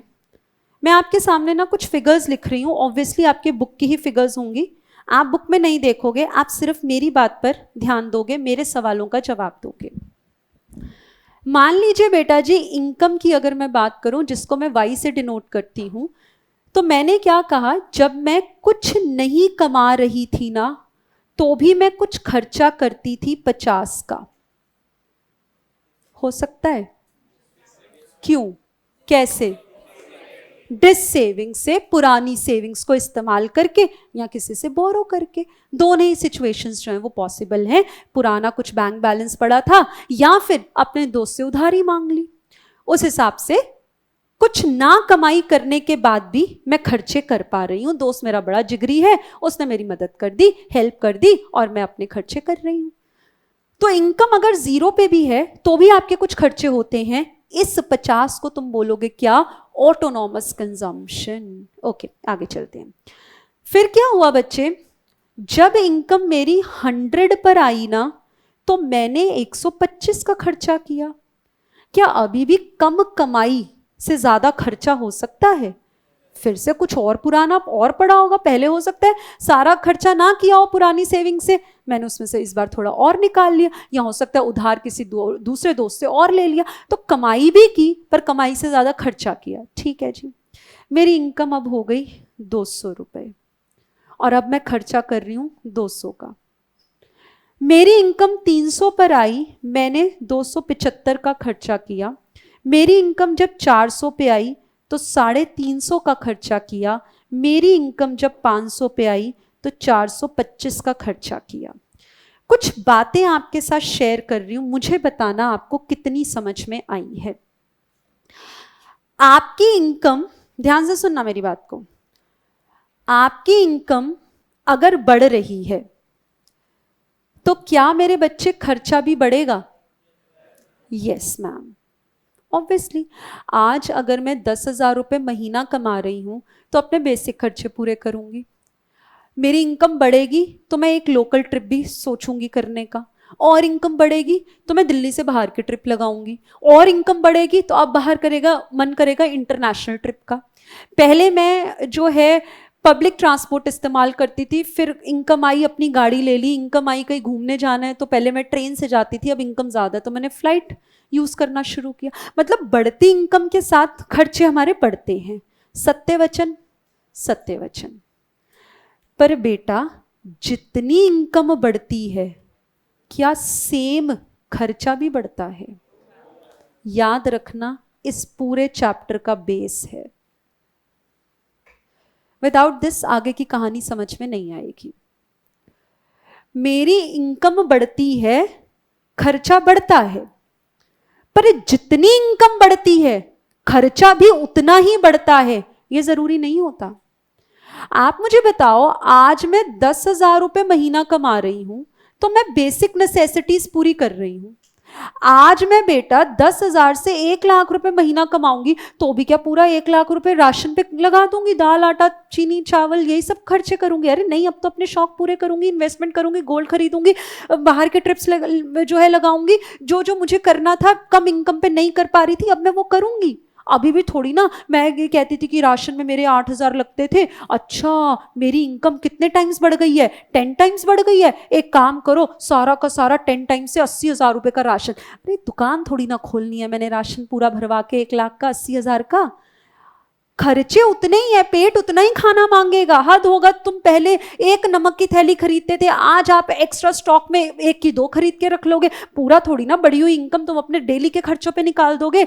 अब व्यक्ति कंजम्पशन पे नहीं लगाएगा पैसा, वो करेगा सेव। और अगर बिजनेस सेक्टर होगा तो वो करेगा इन्वेस्ट। क्या मेरी बात समझ में आई? तो हम क्या बोलते हैं, इनकम इंक्रीज हुई, कंजम्पशन इंक्रीज होगी। इनकम इंक्रीज हुई, कंजम्पशन इंक्रीज होगी, पर इनकम जितनी इंक्रीज हुई कंजम्पशन उससे कम इंक्रीज होगी। क्या ये एरो का डिफरेंस समझ पा रहे हो? इनकम इंक्रीज होगी, कंजम्पशन इंक्रीज होगी। जितने से इनकम इंक्रीज होगी कंजम्पशन उससे कम से इंक्रीज होगी। इसको क्या बोलेंगे? मेरा कंजम्पशन डिक्रीजिंग फंक्शन है इनकम का। लाइन लिखी है बुक में, आपको दिखेगी। अभी तो मैं आपको कनेक्ट कर रही हूं, और ये चैप्टर हम तितर बितर पढ़ेंगे, एक लाइन वहां से एक लाइन वहां से, इधर से उधर से कनेक्शन बिठाएंगे। तो यहां पर हमने क्या बोला, ये चीज बोली, ये भी ट्रू है, ये भी ट्रू है। ऑलवेज या कभी कभी? ऑलवेज। ऑलवेज हमारा income consumption decreasing function of income है। एक लाइन और लिखूंगी आपके सामने, मुझे बताना। Consumption is a function of income, income is a function of consumption. पहले तो मतलब समझो। फंक्शन का मतलब डिपेंड करना। कोई mathematical equation, relationship mathematical, 2 components elements के बीच में। मेरे पास वो 2 कंपोनेंट्स एलिमेंट्स या 2 वेरिएबल्स कौन से हैं? एक कंजम्पशन, एक income. Now you people late me no, मैं इसको अगर टेक्निकल लैंग्वेज से पहले आपके लिए सिंपल लैंग्वेज में लिखती हूँ। क्या लिख रही हूँ? Consumption is a function of income. income is a function of consumption. Which one is true? 1 or 2? Consumption is a function of income. लिखेंगे कैसे? C equals to F of Y. आपकी कंजम्पशन आपके इनकम पे depend करती है, आपकी income consumption पे depend नहीं करती कि तुम ज्यादा कंज्यूम करोगे तो तुम्हारी इनकम बढ़ा देंगे तुम्हारे एम्प्लॉयर्स। ऐसा नहीं होता है। आपको अपनी इनकम के हिसाब से अपने कंजम्पशन पैटर्न को डिसाइड करना है। आपकी इच्छा तो है BMW खरीदने की, तो आपका एम्प्लॉयर आपकी इनकम थोड़ी ना बढ़ा देगा। ले भैया तुमको तो BMW खरीदने का मन था, इस महीने तुम्हारी सैलरी बढ़ गई। तो ऐसा अगर एम्प्लॉयर मिले तो मुझे बताना, क्या हम सब उसी एम्प्लॉयर के पास जाना पसंद करेंगे? सभी जाना पसंद करेंगे। ऐसा थोड़ी ना होता है जैसी बातें मैम आप कर रहे हो। हाँ, बिल्कुल नहीं होता है दोस्त, जिसकी वजह से ये स्टेटमेंट फॉल्स, ये ट्रू। यानी कि क्या ये स्टेटमेंट करेक्ट बन सकती है? नहीं, ये सही है।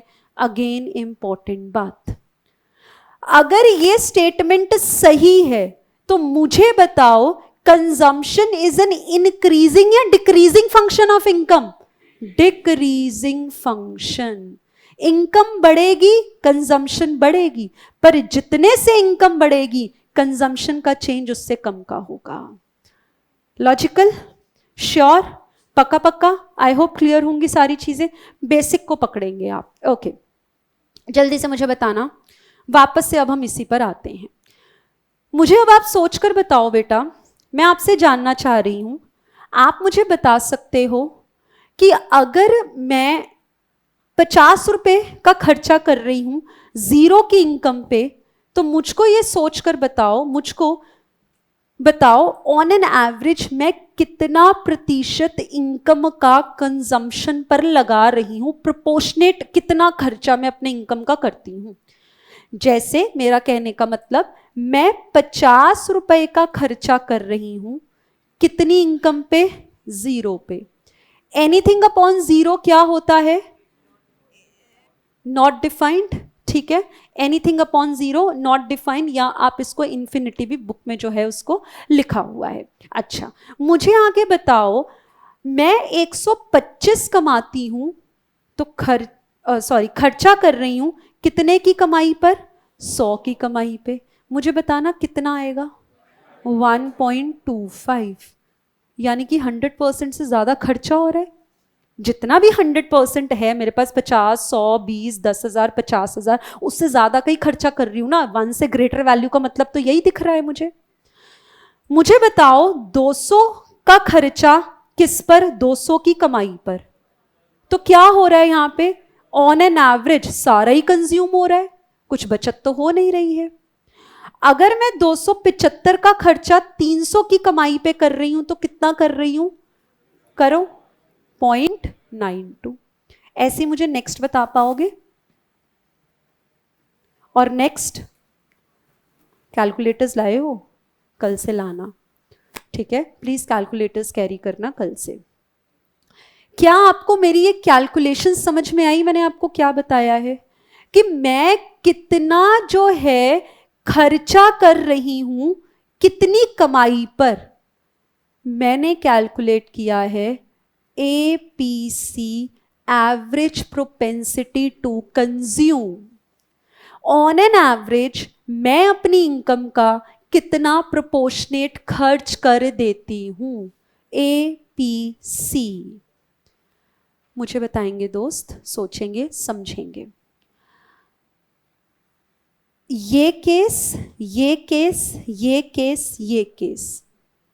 मुझे बताओ, अगर मैं पहले ये 300 वाले लेवल की बात करूं, 1 रुपए में से 92 पैसे कंजम्पशन दिख रहा है, तो 0.08 पॉइंट कितना बचा? 0.08 कहां गया? सेविंग्स में। क्या मैं उसको APS बोल सकती हूं? नेक्स्ट में बताओ, अगर 88 पैसे 88 पैसे हमने खर्च कर दिए तो 12 पैसे कहां गए? सेविंग्स। आगे बताओ, सेव कितना किया होगा? 15। अच्छा, अब बचे हुए केसेस पे मुझे बताओ क्या हिसाब चल रहा होगा? यहां पर क्या होगा, यहां तो कुछ सेव ही नहीं किया, उल्टा डिससेव किया है। सेकंड केस में भी कुछ सेव नहीं किया, उल्टा डिससेविंग्स हुई हैं। थर्ड केस में तो बिल्कुल ही सेव नहीं किया, सारा कंज्यूम कर दिया है। लॉजिकल बात है। तो क्या मैं बोल सकती हूँ एपीएस कितना है? इस केस में नहीं पता, इस केस में कितना हो जाएगा मुझे बताओ, एपीएस कितना आ जाएगा? 0.25। पॉजिटिव या नेगेटिव?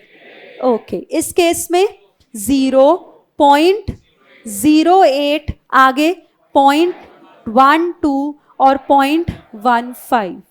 अब मेरे बच्चे मुझे ना सेविंग्स निकाल के बताओ फिगर्स में कितनी है यहाँ?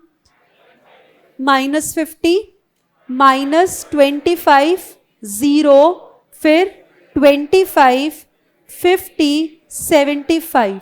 जरा चेक करना क्या S/Y करते हैं तो यही फिगर्स आती हैं? आएंगी, पक्का आएंगी। अच्छा, यहां तक की कहानी क्लियर है? आ जाओ फिर पेज नंबर 76 पर। ये है ये टेबल जो आपने अभी अभी मुझे करके बताया है। मार्जिनल वाली फिगर्स अभी मैंने नहीं उठाई, सिर्फ एपीएस एपीसी वाली फिगर्स मैंने आपके साथ शेयर की हैं। आई मेरी बात समझ? ओके, जो मैंने आपसे बोला था फंक्शन जो है वो डिक्रीजिंग फंक्शन होता है, ये लिखा है ऑन पेज नंबर 75 पे, consumption is a decreasing function of income. क्या हमें ये लाइन भी क्लियर है? ओके, मुझे जल्दी से बताएंगे कंजम्पशन फंक्शन को क्या मैं ऐसे ही डिनोट करती थी? ओके, आगे बताओगे।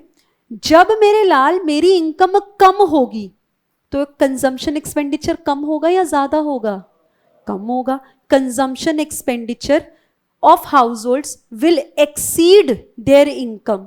खर्चा कम होगा और फिर भी अगर करना है तो आपको डिस सेविंग्स में से करना पड़ेगा, एंड हाउसहोल्ड्स विल डिससेव।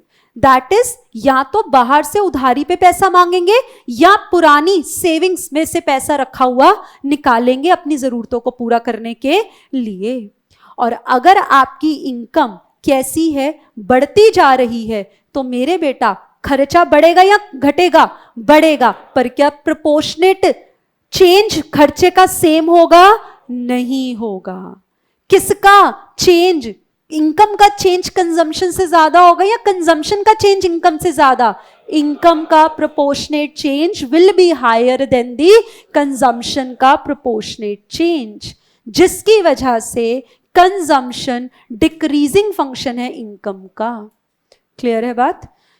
ओके, अब आप मुझे बता पाओगे मेरे बच्चे, क्या बताना है कि यहां पर, चलो मैं बाद में सवाल पूछूंगी, पहले आप जरा एपीसी वाला ये relationship between consumption and income पर हम आएंगे।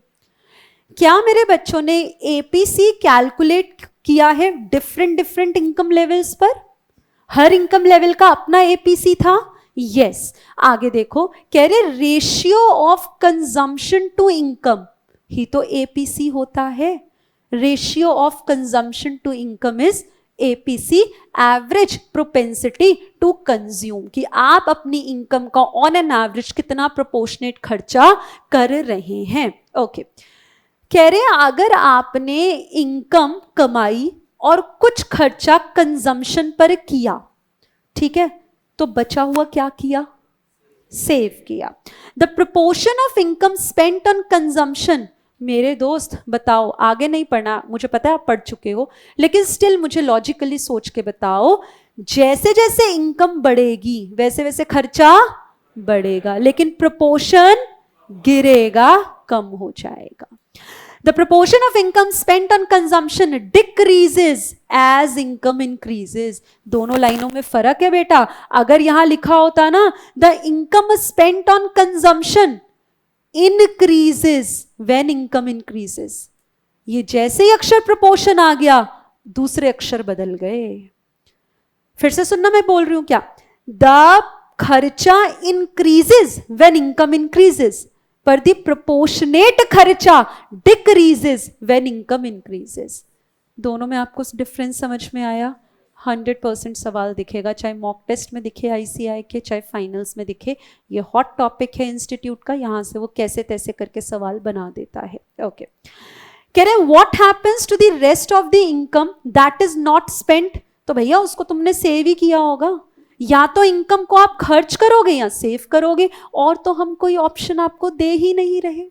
Okay, there are no other uses to which it can be put to use, thus just as common consumption। अच्छा, अब सेविंग्स की तो बात खैर अभी मैंने नहीं की, हम इसको बाद में देखेंगे। मुझे बताओ क्या ये अक्षर आपको समझ में आए? पक्की बात है। ओके, अब आप क्या करेंगे, मुझे सिर्फ एक सवाल करके अगर आप बता पाए तो मुझे यहां पे आप APS बताएं। नहीं रुक जाओ, आप मुझे ना APC बताओ। इन दोनों केसेस में ऑन पेज नंबर 78 क्वेश्चन तो आपसे APS से पूछ रहा है, पर क्योंकि मैंने APS अभी आपको पूरा कंप्लीट नहीं करवाया, आप मुझे APC निकाल के बताएंगे। इस केस में कितना, कैसे निकाला? आंसर देख के नहीं कि मैम 0.8 APS है तो बचा हुआ पॉइंट नहीं, कैलकुलेट करके मुझे बताओ कैसे आप निकालोगे। आप सेविंग्स अपॉन इनकम, कितना सेव करोगे? यहां पे कितना सेव होगा? 800। कितने पर? 1000 पर। क्या आएगा?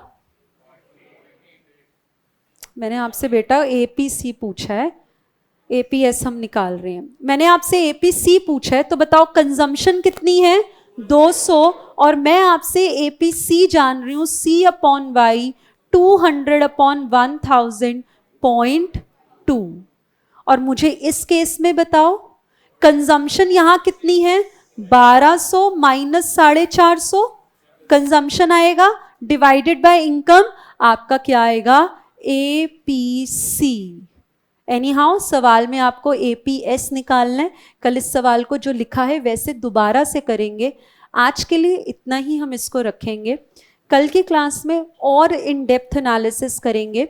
एक बात जाते जाते सुन के जाएंगे, वॉल्यूम 1 के बेटा जी जितने भी चैप्टर्स हैं आपस में इंटरकनेक्टेड हैं। पहला नहीं समझा अगला समझ नहीं आएगा, ये दोनों नहीं समझे फिर अगले में गायब हो जाओगे, फिर वो नहीं समझे अगले में गायब हो जाएगा। ये वॉल्यूम 1 में है। वॉल्यूम 2 में सभी चैप्टर्स अलग अलग इंडिपेंडेंट हैं, पर ये इंपॉर्टेंट ज्यादा इसलिए है क्योंकि यहाँ की वेटेज 60 to 65 है। एट एनी कॉस्ट आप नेशनल इनकम सिर्फ 2 चैप्टर्स 15 नंबर में आएंगे, you can not ignore them. 15 का मतलब 15 नहीं, ये 18 भी जाता है। इस चैप्टर से 15 के 12 होने की उम्मीद कम है। मैंने आपको बोला ना 60 नंबर की है 65 तक जाता है, तो किन चैप्टर्स में वो बढ़ाता है? इन चैप्टर्स से सवाल वो बढ़ा देता है। सो इसीलिए हमने बिल्कुल फ्रेश सब्जेक्ट में फ्रेश टॉपिक, एकदम वो टॉपिक उठाया है जो एग्जाम के लिए बहुत इंपॉर्टेंट है। इसको हम खत्म करेंगे, हमें 3, 4, 5 क्लासेस जाएंगे इस चैप्टर में। 2 सेक्टर पे पूरा फोकस करेंगे। आप देख सकते हो दोस्त, जैसे अगर मैं आपसे थोड़ा सा शेयर करूं, देखो बेटा ये जो आप देख रहे हो ना ये चीज, ये बेटा एक फॉर्मूला है, ये एक फॉर्मूला है। फॉर्मूला याद कर लो, सवाल हो जाएगा। ओके, ट्रेलर दिखा रही हूं बेटा, फिर आगे चलो। ऐसे ही और आगे हम बढ़ेंगे बेटा, तो और मैं आपको दिखाऊं, ये एक फॉर्मूला है। ओके, डरना नहीं, ये एक फॉर्मूला है, फिर उसके बेस पे उसका सवाल है। ऐसे ये फॉर्मूला था, उसके बेस पे 13th क्वेश्चन था। फिर बेटा एक ये फॉर्मूला है, फिर बेटा एक ये फॉर्मूला है, उसका सवाल ये है। हम एक भी फॉर्मूला नहीं करने वाले, हम करेंगे लॉजिक्स। ये टाइम पास अपन नहीं करेंगे। जिनको रटने का शौक हो वो कृपया रटें, जिनको समझ के करने का शौक हो वो, ये कब आपके निपट जाएगा chapter without even looking at these formulas, आपको खुद नहीं पता चलेगा। सो हम तो ये फॉर्मूले नहीं देखने वाले। आपका अपना मन हो, ये कल परसों की क्लास में आपको झलक दिखने वाली है। आपका अपना मन हो तो सुबह 4 बजे उठ के आंखें बंद करके रट्टे फट्टे लगाएं, नहीं तो लॉजिक्स के साथ चलें। मेरे बच्चे इसके साथ जाएंगे, हम कुछ नहीं रटेंगे। क्लियर है दोस्त? इको में लर्न नहीं करना है, जहाँ लर्निंग करनी है वहाँ करेंगे थ्योरी सब्जेक्ट्स में, इको में लर्न नहीं करेंगे। हम समझेंगे चीज़ों को, फॉर्मूलेस खुद बनाएंगे, और इस चैप्टर में तो फॉर्मूले बनाएंगे भी नहीं, लॉजिक्स के साथ ये वैसे ही हो जाएगा, हम ध्यान भी नहीं देंगे इन पर। डन है जी? So thank you so much, that's all for the day. कोई डाउट हो तो पूछ लेना। All the best. ओम नमः शिवाय। ऑनलाइन कोई डाउट?